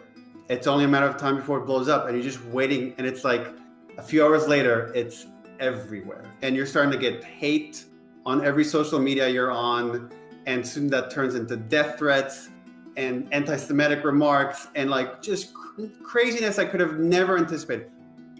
In the hours after the videos leaked, an onslaught of dubious theories and rumours emerged as to their source. The most prominent of these alleged that a vengeful Naughty Dog contractor had sought retribution against the company following a pay dispute. One of the first people responsible for pushing this narrative was Super Metal Dave 64, a YouTuber and purveyor of video game rumours.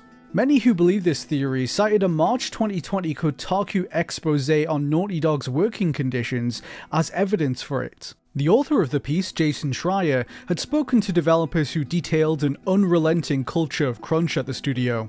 Soon, this idea that a disgruntled worker was behind the leaks gained traction across message boards and social media. One post that took off on Reddit, for instance, alleged the leaker had sought revenge after Naughty Dog had refused to pay out bonuses. Another source behind the rumours was an article published hours after the leaks took place by a politically far-right culture blog from Australia named Sausage Roll. In the weeks prior, false rumours about the plot of The Last of Us Part 2 were shared by Sausage Roll, claiming that the game featured anti-Christian rhetoric. Sausage Roll lifted a fabricated plot synopsis posted to 4chan, which alleged the story was about an anti-gay religious cult hunting down a same-sex couple. Extrapolating from this wholly invented 4chan post, Sausage Roll claimed that the leaks were perpetrated by a Christian Naughty Dog worker who didn't approve of the game's LGBT characters. The article's writer, Arena Rose, who lambasted the plot as politically divisive, even included quotes from a fake Naughty Dog source to add credence to their claims. Sausage Roll's story was then reported on by a number of enthusiast game blogs who took it at face value, when it was nothing more than an attempt at astroturfing to direct negativity towards the game's same-sex romance. For nearly a week, multiple variations of the disgruntled worker rumours persisted until May 3rd, 2020, when none other than Pixelbutts, the aforementioned person behind the Dead Rising 4 leaks, came forward with new information. He had gathered evidence that it was not the work of a Naughty Dog employee, but hackers. I followed up with Pixelbutts to learn more about what happened. Through his connections, Pixel uncovered that a group of Naughty Dog fans had exploited a hole in the company's security. In January 2020, this group discovered that each of Naughty Dog's games with online functionality had their own corresponding cloud storage server via Amazon Web Services. When the studio issued the final patch for each of these titles, the security credentials to gain access to these servers were added into the data for these games. Investigating deeper, the hackers found that the Amazon servers for each game contained some amount of data from their sequel.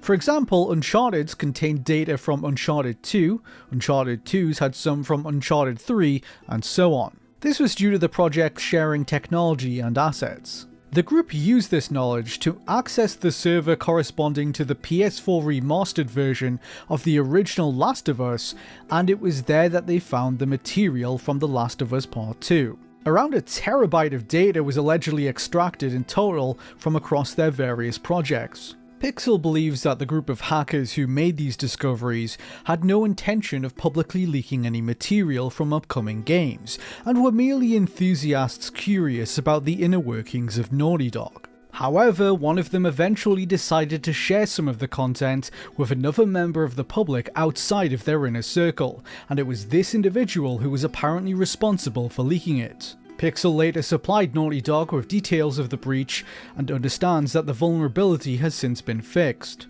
On the subject of the initial rumours, he had this to say. When this happened, it was the perfect storm given the story of the game and the way things were playing out at the time. High turnover of employees, incredibly hard crunch, etc. It was the perfect lie for some free internet points. On the same day as Pixel's initial Twitter posts, game journalist Jason Schreier came forward to back up his account of events. Speaking to GameIndustry.biz in May 2020, Sony revealed that they had identified the primary individuals responsible for the leaks, and confirmed that they had no affiliation with either Naughty Dog or Sony. According to Pixel, the group responsible for the exploit was investigated by authorities and did have a series of PlayStation 4 dev kits seized and returned to Sony, but faced no other legal consequences. I spoke to sources linked to Sony and Naughty Dog who indicated the same was true for the leaker themselves. The Last of Us Part 2 leaks caused not only considerable difficulties for those at the companies affected, they created a schism between players who were divided over their content, and set the stage for untold levels of misinformation. They go down in history as some of the generation's biggest and most shocking outings of confidential info.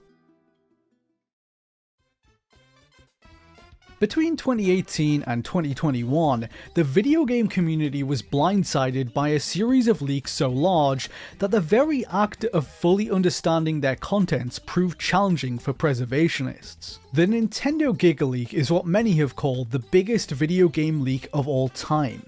It was a succession of huge data dumps containing files lifted directly from inside Nintendo, some of which dated all the way back to the early 1990s. It revealed many previously unseen game prototypes, early unused material from various projects, rejected pitches, hardware prototypes, and even the source code from some of Nintendo's biggest games. The historical significance of it all is hard to overstate. While cataloguing every piece of the Giga leak is no doubt a worthwhile endeavour, I want to focus for now on how it happened in the first place, who was responsible, and the implications of it. Over the years, a consensus has formed that a single person was responsible for extracting this data from Nintendo originally. Zatmas Clark was a self-taught cybersecurity expert who fell into an underground world of hacking in the mid-2010s. Clark adopted a variety of different online aliases at the height of his hacktivist infamy, such as Slipstream, Wacko, Rayleigh, and Riley. He first gained some notoriety after exploiting security flaws in VTech, a camera-based gadget for children. He demonstrated that an SQL injection could be used to effortlessly expose the names and addresses of its young user base. Clark's initial hacking efforts were fairly conscientious, as he helped to highlight the shoddy security practices of large companies like this, though as time went on, such moral concerns became less of a priority for him. On January 24, 2017, he hacked into servers used by Microsoft to host in-development versions of the Windows operating system. Clark then shared his methodology with a group of hackers over an internet relay chat, allowing others to follow suit and steal the confidential information of users. He also uploaded malware to the network before being discovered and arrested on June 22, 2017, along with one co-conspirator. Samus Clark was released on bail pending trial, but rather than keep his head down in the subsequent months, he decided to do the exact opposite and attempt an even bigger and more risky intrusion. 9 months after his arrest in March 2018, Clark breached a number of servers belonging to Nintendo, which hosted a wealth of data relating to their intellectual property. Clark's access to Nintendo's servers went undetected for months, during which time he extracted many gigabytes worth of sensitive files, including source code and raw assets from game projects.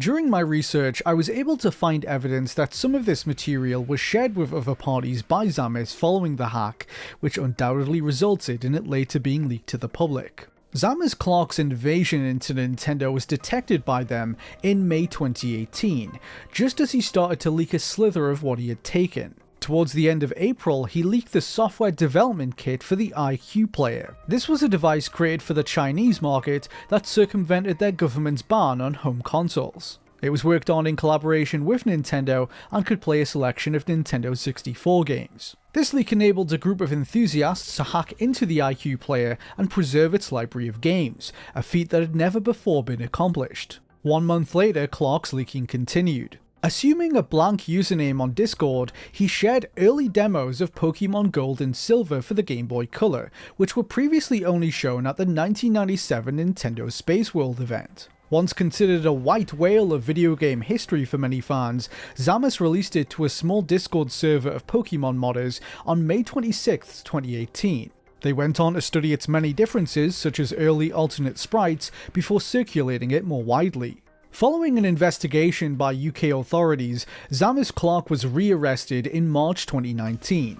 He later pleaded guilty to hacking both Microsoft and Nintendo, the latter of which estimated he had cost them upwards of £1.4 million in damages. The 24-year-old was given a 15-month prison sentence, which was suspended for 18 months. The judge decided to spare him prison time due to his autism and facial blindness, which was concluded would put him at risk of facing violence from fellow inmates and ultimately re-offending. It was during his suspended sentence, however, that the ripple effects of his actions would be most strongly felt. Recipients of the material stolen from Nintendo by Samus gradually began to release it in batches through download links on 4chan. The most infamous of these disclosures took place in late July 2020. Within this drop was the source code for some of Nintendo's most well-known titles, including Yoshi's Island, Super Mario Kart, Super Mario World, The Legend of Zelda: Ocarina of Time, and many others.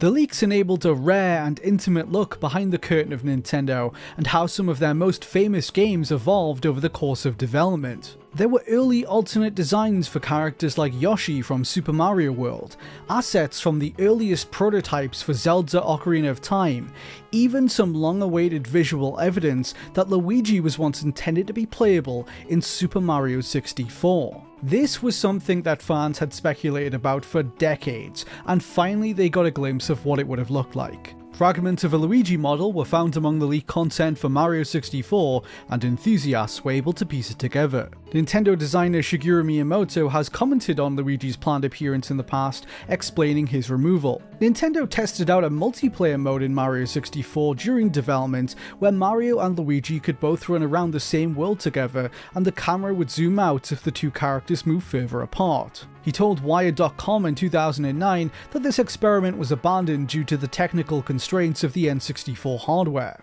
Star Fox was another franchise that featured heavily in the leaks. The source code for Star Fox 2 on the Super Nintendo was found, revealing to the world previously unseen characters that didn't make it into the final game, including a T-Rex villain and a female human pilot. Star Fox 64's code was among the data as well, enabling fans to mine uncompressed audio files from the game for the first time. We need your help, Star Fox. Falco here.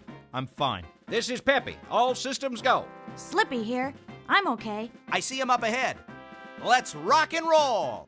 Full quality image files from this era were in great abundance too. Fans uncovered higher res versions of art assets from titles like Ocarina of Time that had never before been made available.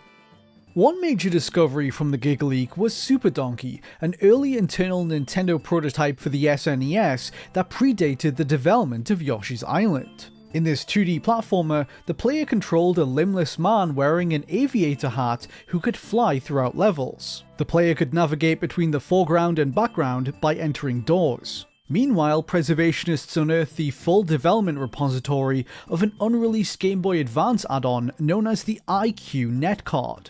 This highly ambitious device was planned for the Chinese market and was set to allow users to watch movies, download full games, and play games online. Extensive documentation from the project was found in the data by Luigi Blood that outlined plans for online play in games like F-Zero Maximum Velocity. An online game based around Pokemon Fire Red and Leaf Green was once in the works for it as well, which would have included PC connectivity and an online tournament mode. As the months went by, more huge data leaks stemming from Zamis Clark's breach would continue to surface, such as one in September 2020. This round included a multitude of prototypes for the Game Boy, including an unreleased Hello Kitty Game Boy camera game. There were also development materials from some later titles like Wii Sports. The project was revealed to have had a Pilot Wings-esque jetpack game tested for it at one point. In October 2020, more data surfaced related to the Pokemon games on the Nintendo Switch. For instance, prototypes of Pokemon Sword and Shield were leaked, revealing a number of early unused assets like an alternate title screen and an abandoned design for a female version of the Rotom Pokédex. The leaks continued into 2021, with a last major bout taking place in July of that year. This batch included a wealth of information from the mid-2000s concerning the GameCube and Wii.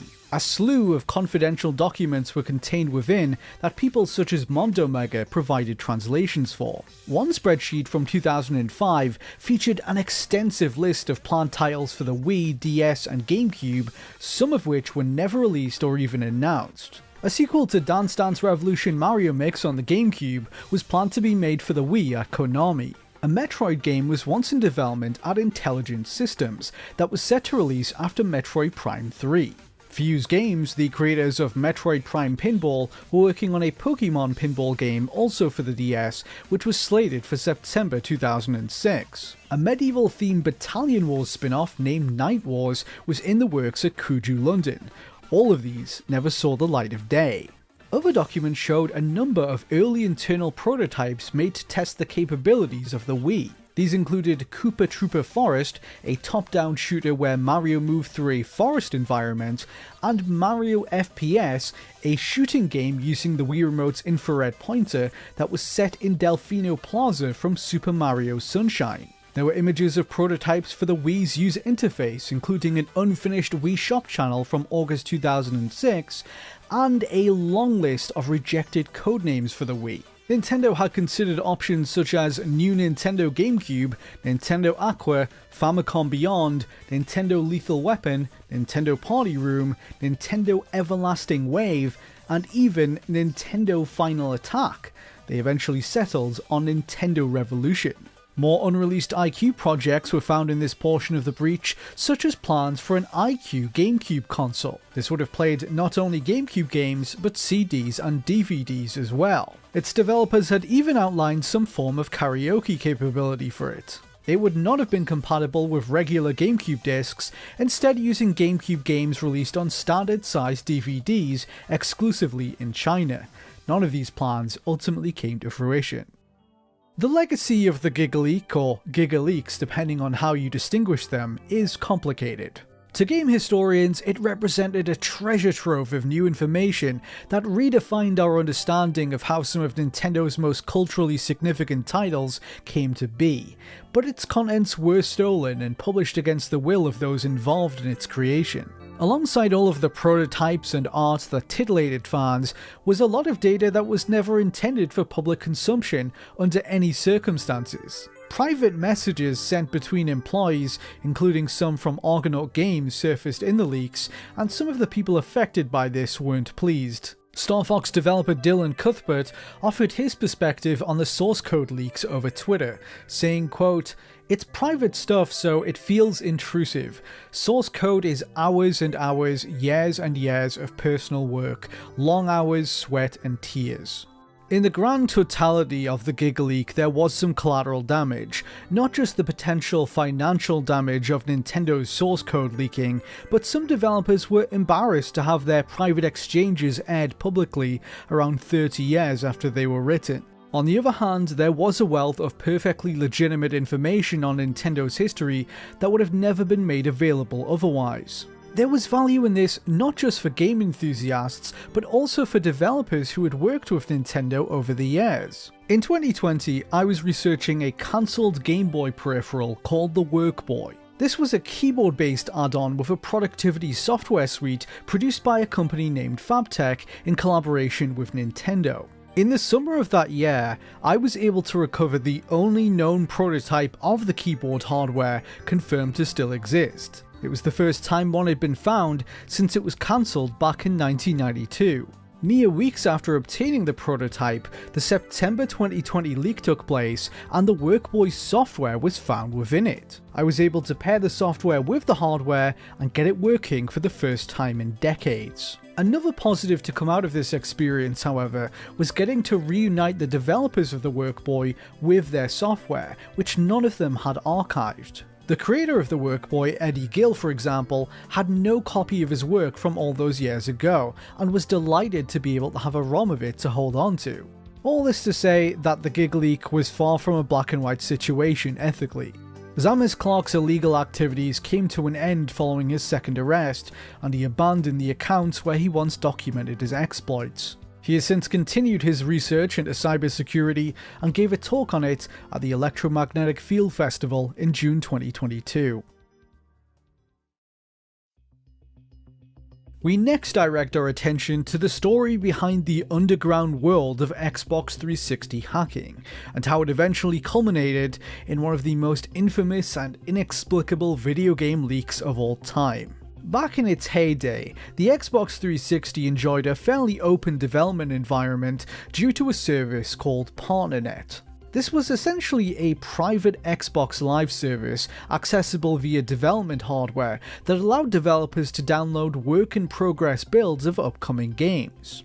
Studios would upload prototypes of their games, often for testers to examine Xbox Live specific features, but they would also be available to anyone with a development kit connected to PartnerNet, including people from other companies. Developers had to sign non-disclosure agreements with Microsoft to prevent them from revealing any confidential material to the public. In comparison to the highly secretive nature of modern game development, this was a radically open system that lended well both to creative collaboration and inevitably exploitation. If members of the public were somehow able to access these development units and connect them to PartnerNet, it was only a matter of time before leaks would occur, and as time went on, that was precisely what happened. But how did these machines escape the watchful eye of Microsoft? There were a couple of different major causes. These development kits were property of Microsoft and intended to be sent back to them once they were no longer needed or if they became defective. Given that these kits were based on the Xbox 360, which had an unusually high rate of hardware failure, this was a fairly common occurrence. Non-functional devices would be shipped back to Microsoft, who would dispatch them to electronic recycling centers for them to be destroyed. Sometimes workers at these facilities would retain components from devices like Xboxes to resell them. In 2006, an enthusiast Xbox modder named Rowdy Van Cleve learned that his local recycling plant was filled with parts like these and took to investigating. He discovered that the center was rife with disused Xbox development hardware, including motherboards from dev kits, not just a handful, but thousands of them. Van Cleve struck a deal with this recycling center to purchase the hardware and began distributing them to his friends in the Xbox hacking scene. The group, which later became referred to as Xbox Underground, found that they were able to resurrect these kits by swapping in new parts from retail Xbox 360 units. From there, they eventually began being sold online as more people joined their community and others around the world began finding these parts at their local recycling facilities. Another big avenue through which development hardware made it into the wild was theft. The late 2000s through to the early 2010s saw many studio closures, due at least partly to the global financial crisis. This meant a lot of people abruptly lost their jobs, sometimes without severance pay, so it wasn't uncommon for workers to take items from the offices without permission in their last days, such as prototypes and dev kits. Sometimes these would be lifted for sentimental value, a way for them to hold onto a piece of a cancelled project that they had spent a lot of hours toiling away on, but some developers would also try to reclaim a piece of their financial stability by selling them. It therefore became common for dev kits to appear on auction sites, enthusiast trading forums, even in second-hand stores and yard sales from time to time. As the years went on, Microsoft failed to keep track of many thousands of units like these, and it led to some of the biggest leaks in video game history.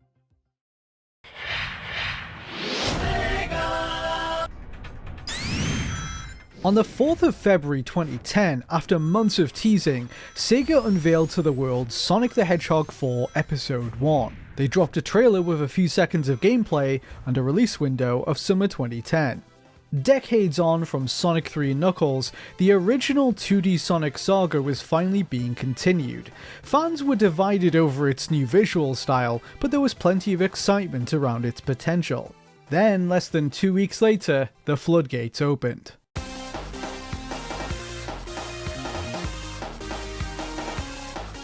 Over the course of a couple of days, footage of every single level in the game leaked. Sega's plans of carefully drip-feeding single images of concept art were suddenly upended. Soon there was a direct feed playthrough of the entire game floating around online before Sega had been able to show hardly anything from it on their own terms. For context, this was the extent of the gameplay they had shown prior to this happening.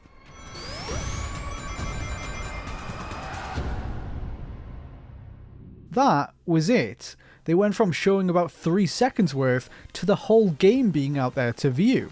And worse yet, they received some brutal feedback from fans on it. Regardless of this being a work in progress build months away from launch, the Sonic community laid into it, criticizing its presentation, the platforming physics, and the inclusion of 2 unique stages in particular. Casino Street Zone Act 2 was originally a pinball level, where the player had to rack up 100,000 points to complete it. More egregiously from the perspective of a lot of fans, however, was Lost Labyrinth Zones Act 2. In this stage, the player was required to tilt a minecart by rotating the level to deliver Sonic to the end goal. Not only did these levels stray away from the traditional 2D platforming many people were expecting, but the mechanics of the minecart especially were criticised for appearing cumbersome and gimmicky. The debacle was a disaster for Sega, who very quickly lost control of the narrative, and it irreversibly damaged the reputation of the project. People were soon able to pinpoint the source of the leaks, and yes, it was PartnerNet. Members of the public had used it to access a pre-release build of Sonic 4 Episode 1 and leaked its contents without repercussions. Sega hastily tried to control the spread of leaked videos, copyright striking people uploading them to YouTube, but even that was a losing battle as the videos were easily found on other hosting sites. For the following 3 months, Sega went radio silent, until the 20th of May, when they announced that they were delaying the game to late 2010 in response to fan feedback. It was an almost unprecedented decision. Rather than pretend the leaks hadn't happened, Sega chose to listen to the feedback directed at these unofficial videos of prototype footage and attempt to implement what they could with the remaining time and budget they had left. One of the biggest shakeups was that those 2 gimmick-based acts were stripped out of the console versions of the game entirely and redone from the ground up as traditional 2D stages. They only appeared in the mobile versions of the game, where they remained largely unchanged. In response to the leaks, Microsoft briefly took PartnerNet offline in February 2010, and began remotely bricking some of the consoles it suspected of accessing the service without proper authorization.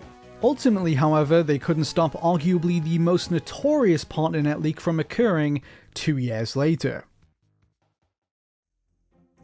It's late May 2012, and the Halo fandom is reeling from a series of possible leaks. A user named RVideo posts to the Halo forum about a message he received from a friend of his who is claiming to have played Halo 4.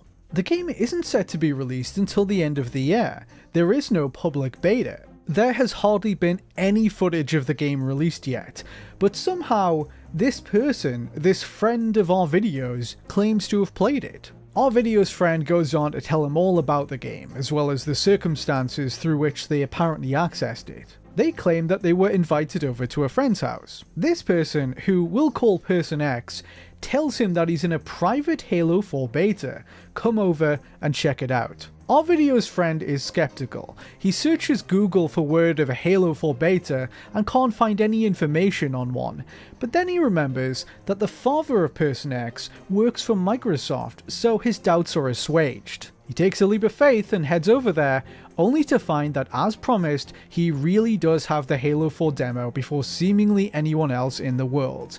He isn't told how this is possible, but doesn't pry, and assumes that his dad's connections made this happen. Our video's friend enjoys the game, they message our video about it, describing some of the new features, before finally adding that the icon for the game app on the Xbox was simply labelled Xbox Dashboard.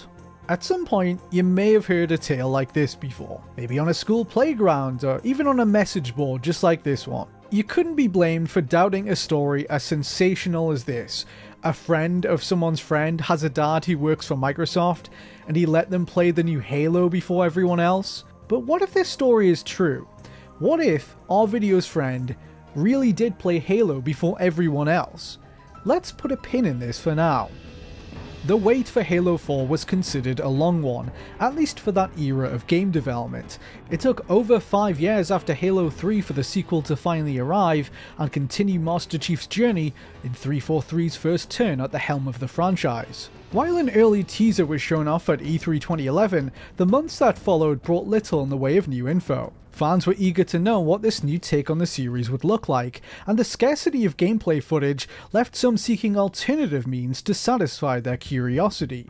Towards the start of May in 2012, a group of fans associated with the Xbox Underground group, many of whom were teenagers, used 360 dev kits to gain access to a Halo 4 prototype hidden on PartnerNet. Although Microsoft had concealed the demo and given it an extra layer of security over games available on the open PartnerNet library, the team of hackers bypassed this with ease. The de facto leader of the group, David Pecora, otherwise known as Zen Omega, had previously created his own software that could fetch the IDs linked to private demos like this and granted them access. While the outside world had hardly seen anything from the game, this band of young hackers was quietly playing it 6 months out from launch. Only a small number of people were invited into the circle of trust, and the group initially agreed to keep their discovery quiet, but a find this big couldn't stay secret for long. A few weeks after they had started playing Halo 4, someone with access to the prototype anonymously posted some low-quality off-screen images of it to Reddit on the 26th of May 2012. Realizing that they were having their thunder stolen by an unknown individual, the group decided to stage an elaborate leak video showing the game in motion. Enter Justin May, aka MTW, a hacker associated with the Xbox Underground who had gained some notoriety for leaks of other Xbox games and an infamous incident which occurred at PAX East 2010. On the show floor that year, May was scoping out a booth for a then unreleased first-person shooter game for the Xbox 360 named Breach, which was being made by Atomic Games. When the crowd around the demo units for Breach dissipated, and an Atomic employee momentarily stepped away for a bathroom break, he quickly connected his laptop to a development kit and began transferring the unreleased game. His plan was to steal the game's source code and leak it to his friends in the hacking scene. Justin was only able to grab 14 megabytes of its over 2 gigabytes contents when he was spotted by an Atomic staffer. He fled the scene, rushing through the expo, but was soon apprehended by police. Despite missing his arraignment, the 21-year-old was subsequently given lenient terms by a Boston court judge, who ordered him to surrender his computer and stay off Xbox Live for 18 months. Otherwise, he was a free man, but rather than changing his ways, May chose to return to the Xbox Underground, regaining their trust through various illegal acts, and eventually becoming involved in one of the biggest leaks of the generation. It was initially posted to YouTube on the 27th of May 2012 by an account called 420xskidxblunts, aka Skid Kid, which was set up by Justin May one day earlier. The video takes place in a dimly lit area and begins by displaying various online aliases belonging to different members of the Xbox Underground written down on pieces of paper, including MTW, Justin May, and Xenomega, David Pecora. The cameraman can be seen approaching an old CRT television and inserting a Star Trek Deep Space Nine videocassette inside it, which has been taped over. The individual then films footage of the Halo 4 multiplayer demo playing on the TV from the VHS. All that can be heard during this is a song from SoundCloud rap artist Dylan Harris, aka Young Kong, the sound levels for which are set so high that it begins to distort.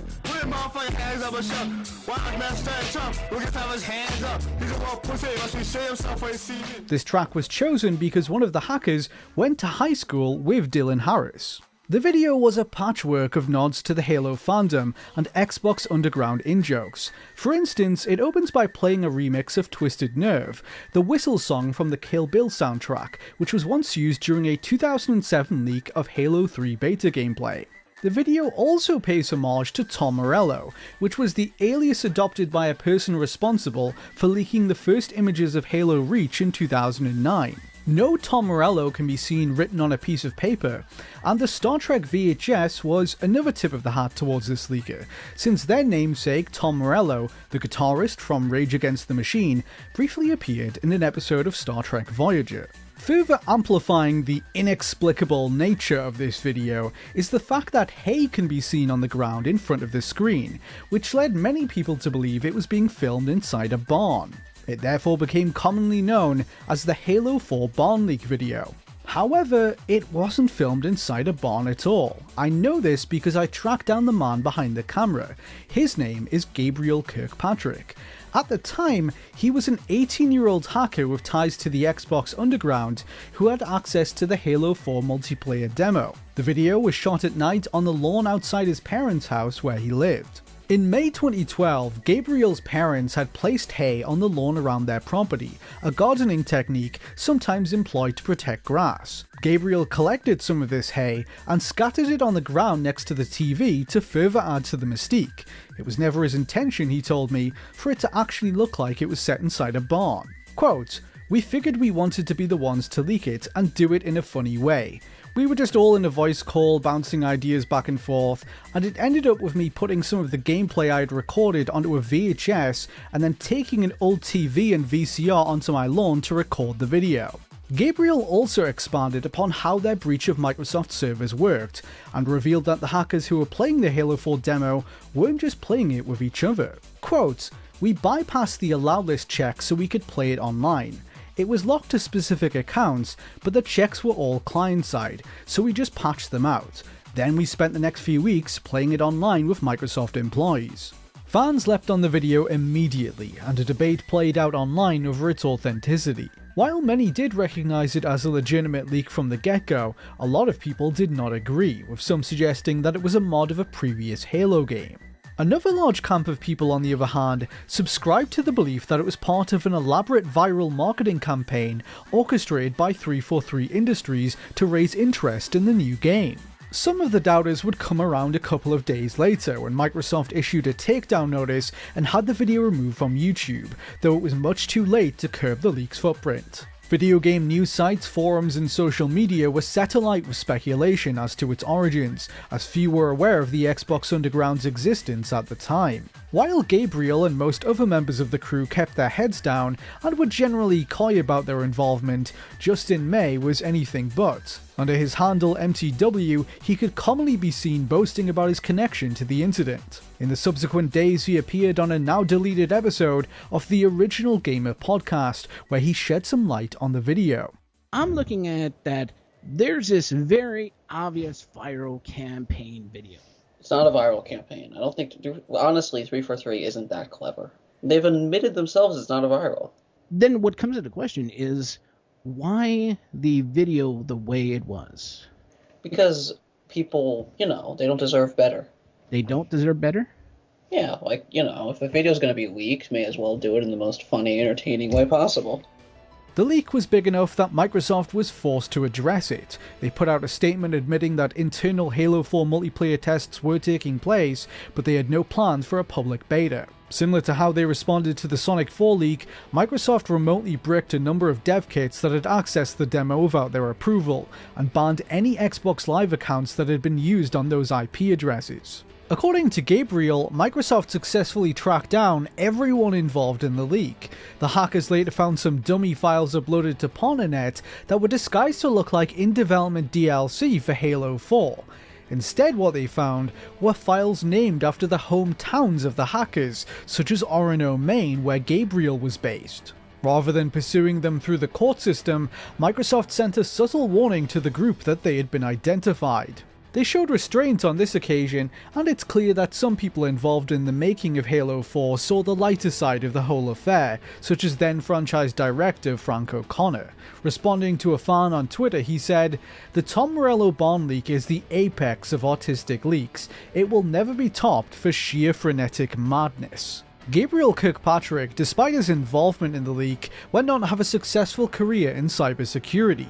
What's more is, he even landed a job at Microsoft itself as a security software engineer.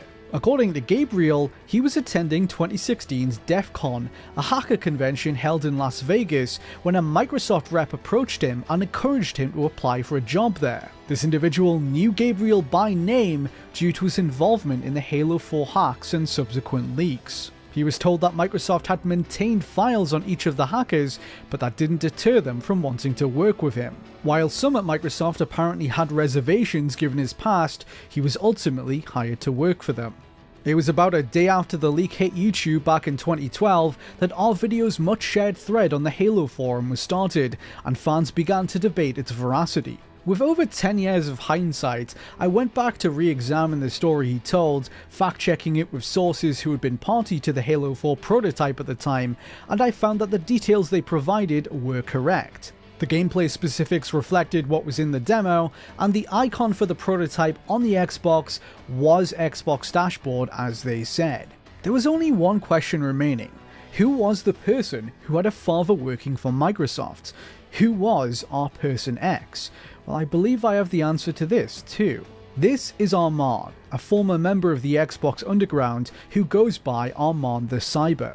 He was a 16-year-old high school student at the time of the Halo 4 leak, and although he didn't have a father working at Microsoft, his mother was dating a Microsoft employee who worked at their headquarters in Redmond, Washington. I asked Armand, did he invite people over to play the secretive Halo 4 demo?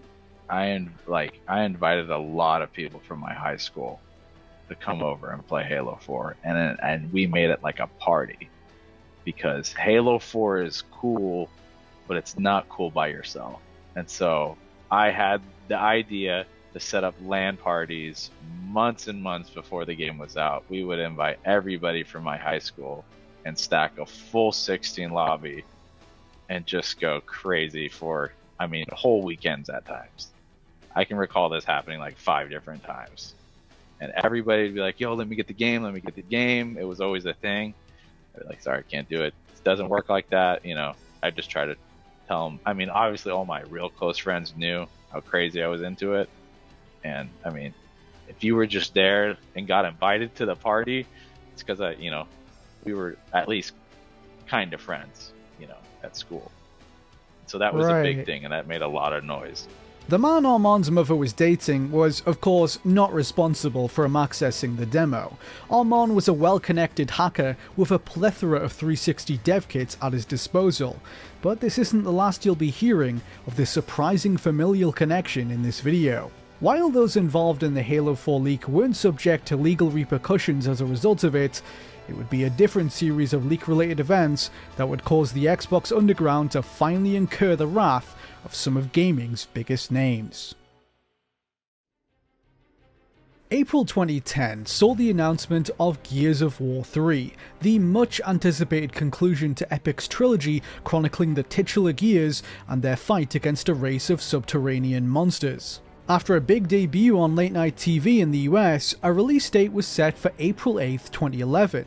That was until Microsoft changed course. Needing a major title for their holiday lineup, the game was pushed back to September 2011. Although the vast majority of it was finished on time for its original deadline, the extra 5 months enabled the developers to apply more polish. It was while fans were excitedly awaiting its new launch date, however, that a leak of massive proportions would occur. Back in January 2011, the official Epic Games website and forums were hacked. Little did they know at the time that this event would set in motion a domino effect, unraveling the secrets of companies across the industry. Through an SQL injection, an Xbox Underground regular from North Carolina who called himself GamerFreak1727 had manipulated Epic's site into disclosing the login details of its user base. Months later, in around June 2011, they passed this data onto a friend of theirs, a 15-year-old hacker from Australia named Dylan Wheeler, who went by Superday online.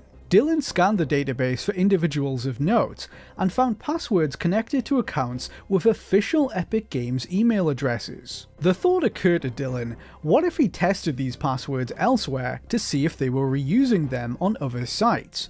He tried this multiple times and eventually found someone doing just that, an Epic Games IT administrator no less. These were forum accounts belonging to actual Epic Games employees. Dylan entered this employee's personal Gmail account, searched through his emails, and found the login information for their internal Epic Games account. He was able to VPN his way into an Epic Games server and log in using the admin's details, but before going further, he made the decision to reach out to David Pecora. Dylan Wheeler had been distantly admiring Pecora's Xbox hacks for some time, and hoped that presenting him with this discovery would be his ticket into the group's inner circle. Pecora was fascinated. For these hackers, Epic's internal hub was a gateway to all kinds of unreleased software, but he needed someone who could extract material like that unnoticed. He reached out to another hacker called Sonic, real name Sanad Neshawat, who owned a hacked Comcast cable modem. This allowed him to connect to Epic servers and download their contents anonymously. After searching through their file directories, the group hit upon a huge discovery: the source code for Gears of War 3. David Pecora was keen to get his hands on a build of it, but rather than transferring the sensitive data over the internet, Sanad decided to burn Gears of War 3 to a series of Blu-ray discs and send them through the post in a package labeled wedding videos to avoid suspicion. The parcel arrived safely at David Pecora's house, who was then able to play through the entirety of Gears of War 3 months before its official street date. Many visual elements remained unfinished, but structurally the whole game was in place for them to play. It was shared among a small group of people in the Xbox Underground who agreed to keep the discovery quiet. Eventually, however, it was given to Justin May, the person who would go on to become involved in the Halo 4 leak. Days later, towards the start of July 2011, the stolen build of Gears 3 surfaced on torrenting sites, and it became a major news story. While rooting through emails belonging to the aforementioned Epic Games worker in the following days, the Xbox Underground crew discovered correspondence between Epic and federal law enforcement. The incident was now being investigated by the FBI, who had examined Epic's computers for signs of intrusion, but had yet to find anything incriminating. Later that month, on July 19, 2011, David Pecora began to panic that the leaks would be traced back to him. He asked his co-conspirators for help with encrypting hard drives in an effort to conceal his activities. "I need your help, I'm going to get arrested," he wrote. One day later, discussing the data taken from Epic servers, he told them, "If we ever go disappearing, just upload it to the internet and say, 'Fuck you, Epic,' if they ever go after us." Dylan Wheeler, on the other hand, was undeterred and continued digging deeper into Epic's network. He used his access to monitor the company's development processes, occasionally going so far as to spy on meetings through their webcams. He even got inside lead designer Cliff Basinski's computer and took a peek at his mixtape. Wheeler then turned his attention towards Epic's Unreal Developer Network. This was their portal for the many developers all over the world who were licensing their Unreal Engine, where they could learn how to use it, download documentation, and ask Epic staff for help. Each developer had their own login for the network, and Wheeler reasoned that if he could obtain the passwords associated with their accounts, it would open up countless new possibilities for the hackers. He got to work and eventually located a database of email addresses and partially revealed passwords. These were passed along to David Pecora, who used password cracking software to decrypt a number of the passwords. The group tried to reuse this login information elsewhere and found some success. They were able to log into various accounts on Microsoft's Xbox developer portal used by people publishing games on Xbox platforms. From there, they noticed that many developers were using Scaleform, a piece of Flash-based software from a company called Autodesk for designing user interfaces and HUDs for games. Scaleform had its own forums where developers could discuss the software and submit queries. Dylan Wheeler and co. decided to try logging into it using the same information obtained from Epic, and again, it worked. Not only that, they had gained access to an admin account. They were able to use this account to obtain another database of login information, this time from Scaleform, and cracked some of its passwords. Obtaining the initial login details from Epic was the group's ace in the hole. They were able to hop from site to site, reusing passwords, to gain access to developer accounts over and over again. But it was cracking the Scaleform passwords in particular that enabled them to unleash havoc. They now had passwords linked to staff from some of the biggest companies in the industry, like Electronic Arts, Bungie, Microsoft, Blizzard, and Activision.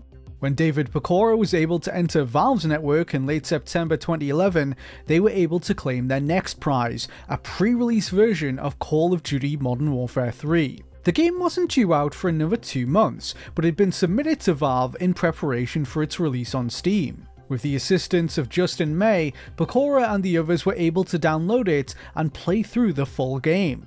This pattern of reusing the cracked passwords across different developer portals continued for years to come. In 2012, the group used this method to hack into Zombie Studios, best known for the Spec Op games, who were developing simulators for the United States Army. They used their access to steal an official Apache helicopter simulator. This audacious stunt, however, would pale in comparison to their next one.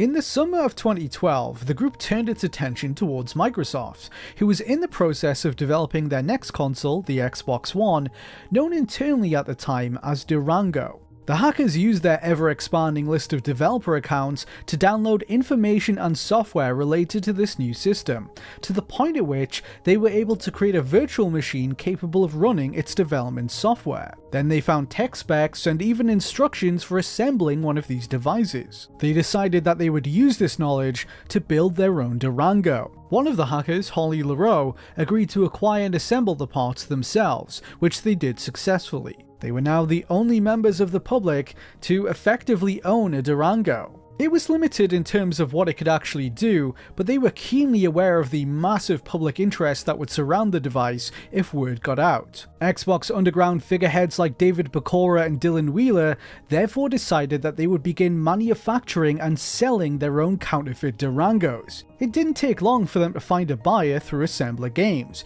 a collector from the Seychelles, an island in East Africa, who bought their first unit for $5,000 US. Justin May, who was an adept scammer, had worked out a way to exploit the US Postal Service for low-cost shipping. On the 9th of August 2012, he volunteered to travel to LaRoe's house, take the device off her hands, and ship it himself using this method. Not content with this, Dylan Wheeler began leaking the existence of the Durango online starting in late July 2012. Dylan, who was then just 16 years old, had access to this information and hardware before almost anyone else, and wanted the world to know that. Under his alias Super Day, he released pictures of the counterfeit dev kit, Durango software, and a sample image from the new Kinect. Then he went a step beyond that. Using the images taken of the first machine that Holly LaRoe had constructed, he listed a counterfeit Durango for sale on eBay on the 12th of August 2012. Dylan had been accessing this content for months, and finally wanted some recognition for pulling off some of the most bold video game leaks of all time. While the games media scrambled to make sense of these events, another collector stepped forward and agreed to pay Wheeler over $20,000 for a Durango, but that wouldn't happen. The eBay listing was a bluff. Wheeler did not actually have access to another Durango. The first one had been expensive to build, and so the crew didn't bother. For Wheeler, the sale was a ploy for attention rather than money, and on that count, it had delivered. His following grew, and press outlets approached him for answers. GameSpot, for instance, asked him why he was doing all of this, and he told them, quote, YOLO. He now had the eyes of the world on him, and this was exactly what some people in the scene had been trying to avoid. Among the Xbox underground, the eBay listing was more than a little divisive. People like David Pecora and Sanard Neshawat began distancing themselves from Dylan Wheeler, and some left the group altogether. They had kept their operations quiet for years, and this brought them a lot of unwanted attention. Their illegal activities continued, but became much less frequent. In 2013, one hacker named Austin Alcala used cracked credentials from their previous intrusions to log into Kuju Entertainment's network and steal a pre-release build of 2014's Thief. The group's last big score, however, would arrive in September of 2013. From 2012 to 13, their Durango leaks had escalated again and again. First, it was entering Microsoft servers and stealing information on it, then they took its software and got that running, and finally they used stolen blueprints to build and sell their own Durango. The only thing that could possibly top that, they imagined, would be getting their hands on an official Microsoft-made Durango or Xbox One developer kit. This was when Armand the Cyber came into the equation. Armand was 18 years old by this point, living at home near Redmond, Washington, not far from Microsoft's headquarters. He'd become friendly with a lot of people in the scene, like Austin Alcala. They would exchange tips on hacking Xbox games, and on occasion leaked early builds of upcoming titles. Armand was living with his mother at the time, who, as previously mentioned, was in a relationship with a Microsoft employee who worked at their Redmond headquarters. This man would visit Armand's home regularly after work. He'd hang up his coat and leave the employee badge used to access Microsoft's buildings unattended. One day in 2012, Armand got an idea. He acquired an RFID cloning device and produced a copy of this employee badge. Over the following year, he used it to explore Microsoft's vast Redmond campus on multiple occasions. He would walk the grounds and scope out its buildings. Then, in 2013, he hatched a plan. He spoke to Austin Alcala and told him he could get an official Microsoft Durango or Xbox One development kit a step above what even they'd been able to grasp. Armand negotiated access to Microsoft's developer portal with Alcala and used it to pull building schematics. He learned the layout of their campus and where exactly the devices were being stored. Armand knew how to hack, but he was also highly proficient in bypassing physical security. Utilizing his expertise in both, he plotted to steal the next Xbox from Microsoft. On a night in September 2013, he made his way into their headquarters under the cover of darkness. Some employees, he told me, were still working as they prepared for the launch of the Xbox One. No, I mean, there was definitely still people working at that time. I mean, they're trying to push out a product. There's people working, you know, overtimes and night, but it was where I went and the level that I was going, I knew that there was going to be nobody there. Armand quickly located the building containing the Durangos and made his way inside. Yeah, so I had to take a lockpick kit with me to, you know, get through basic locks. I don't want to disclose too much because I don't want to give a tutorial of how to break into Microsoft. Join me for my DEF CON talk on that one.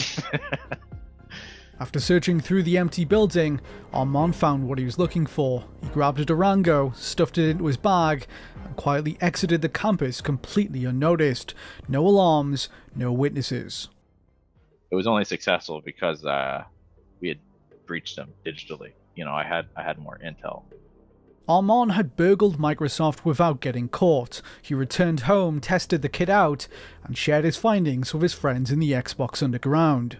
In terms of leaks and exploits, it doesn't get more brazen than walking into a console maker's headquarters, stealing their in-development next machine, and showing it to your friends. But Armand was about to do it all over again. Not long after his first infiltration of Microsoft's hub, Armand was in communication with David Pecora and Austin Alcala. According to Armand, the two pressured him into perpetrating another burglary to retrieve more Durango units. The two hackers transferred Armand a few $1,000s in exchange for his cooperation. And so, he went back, repeated his process, and successfully extracted 2 more Durangos. A week after Armand shipped the devices off, he received a call from Microsoft, but not for the reason you might expect. Days prior to stealing from them, Armand had applied for a quality assurance position at Microsoft's Redmond branch. They were calling him to offer him the job, and he accepted. He was now employed at the very place he had just burgled. Days went by, then weeks. Armand was working at Microsoft without any issues, and they hadn't even noticed the devices were missing.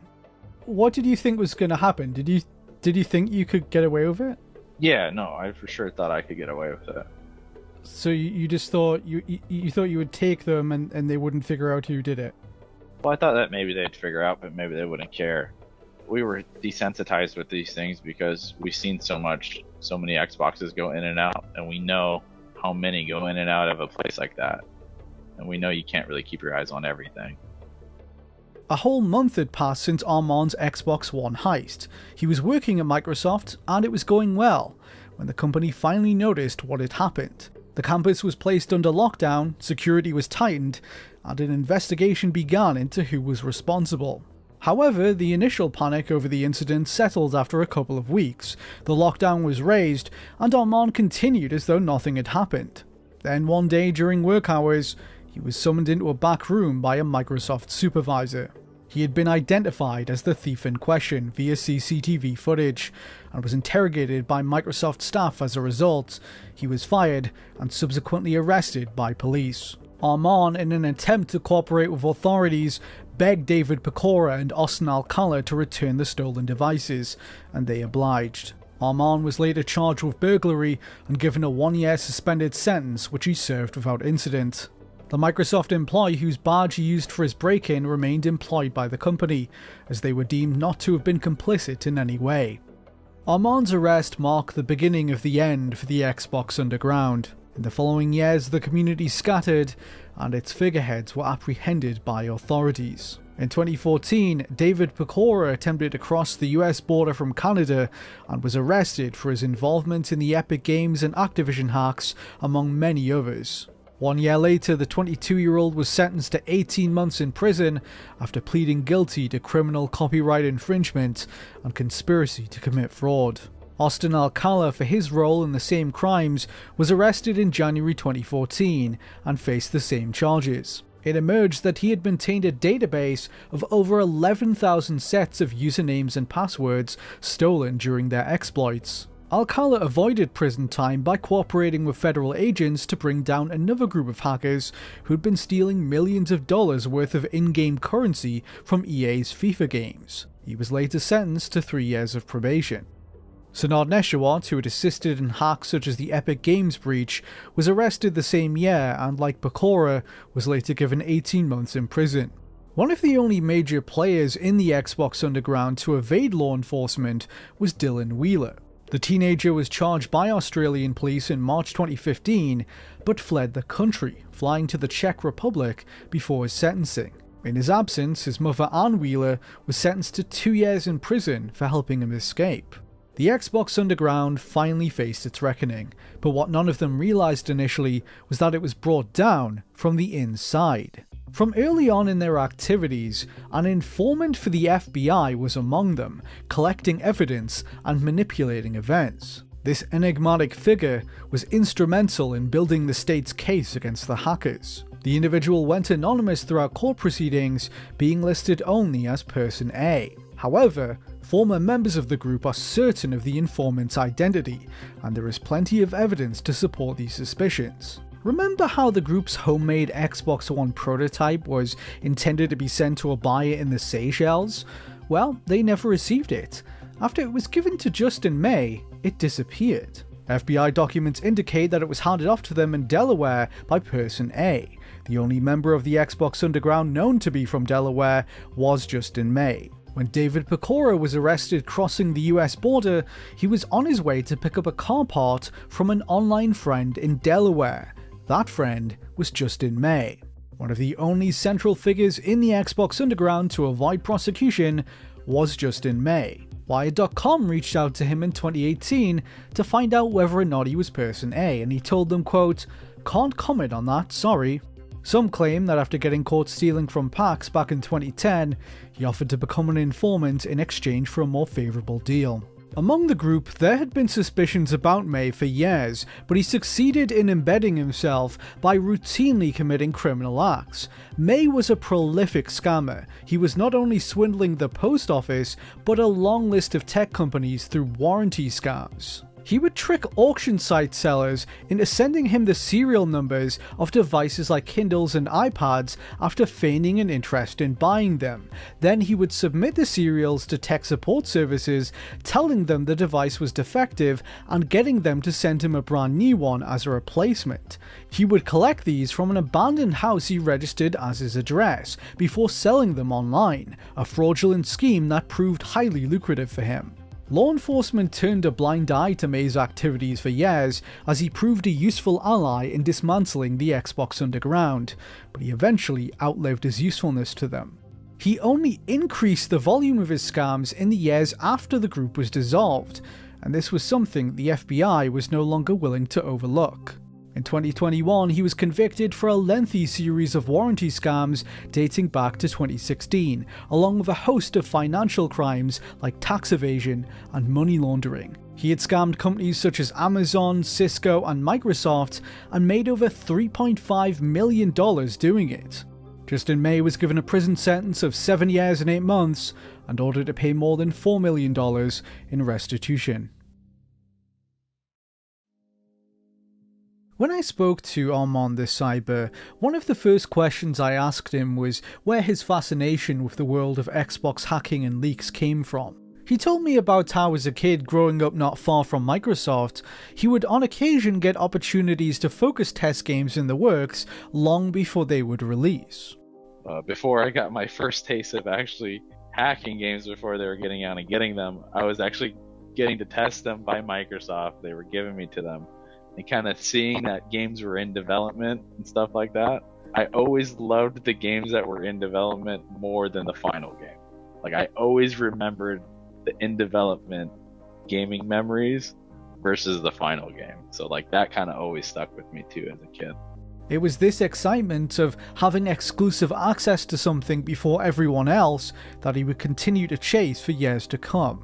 I recognized a small part of myself in what he was describing. I too knew the excitement of obtaining something the rest of the world had yet to see, whether it's uncovering console games or something yet to be announced. It was a particularly potent feeling when I could get my hands on something that I knew a company didn't want me to. But Armand's story and stories like it show us how far some are willing to go in pursuit of that rush. That's something that many of these stories have in common. Aside from one or two folks like Gabriel Kirkpatrick, who ended up working at Microsoft, almost none of these people's lives benefited in any material way from these leaks and hacks.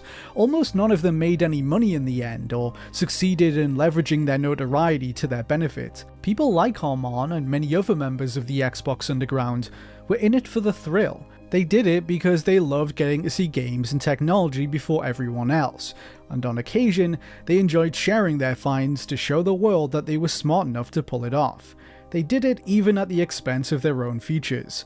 Lives were torn apart doing this. Some of them lost jobs, received criminal records, some even went to prison, all largely in pursuit of a fleeting high. Today, Armand, like many of his friends from back then, is more than a little regretful for his actions. Yeah, definitely don't do what I do. Let me just say that. Since the events of 2013, Armand has turned his life around and has pledged to use his skills for good. He began operating a computer security company named The Good Hackers, who work to protect businesses from all manner of cybersecurity threats. Video game leaks like these will continue to happen, but the Wild West era of the Xbox Underground is over. Companies across the industry have tightened security over the years, and Microsoft shut down PartnerNet after the Xbox 360 generation. Their development environment has since become much more locked down, following the string of major leaks it once enabled. I want to end on an observation made by Pixelbutts, who was a recurring part of this video that I found hard to argue with. Quote, "What personally gets me is that despite all the security vulnerabilities around, efforts to exploit it all and protect against it, the fact the human element ends up being the hardest to defend against is easily my favourite." End quote. There's some truth to that. Whether it's human error, disgruntled employees, or curious hackers that lead to these leaks, What all of these incidents have in common is that companies simply cannot account for that human element. Tighter security or not, leaks are inevitable.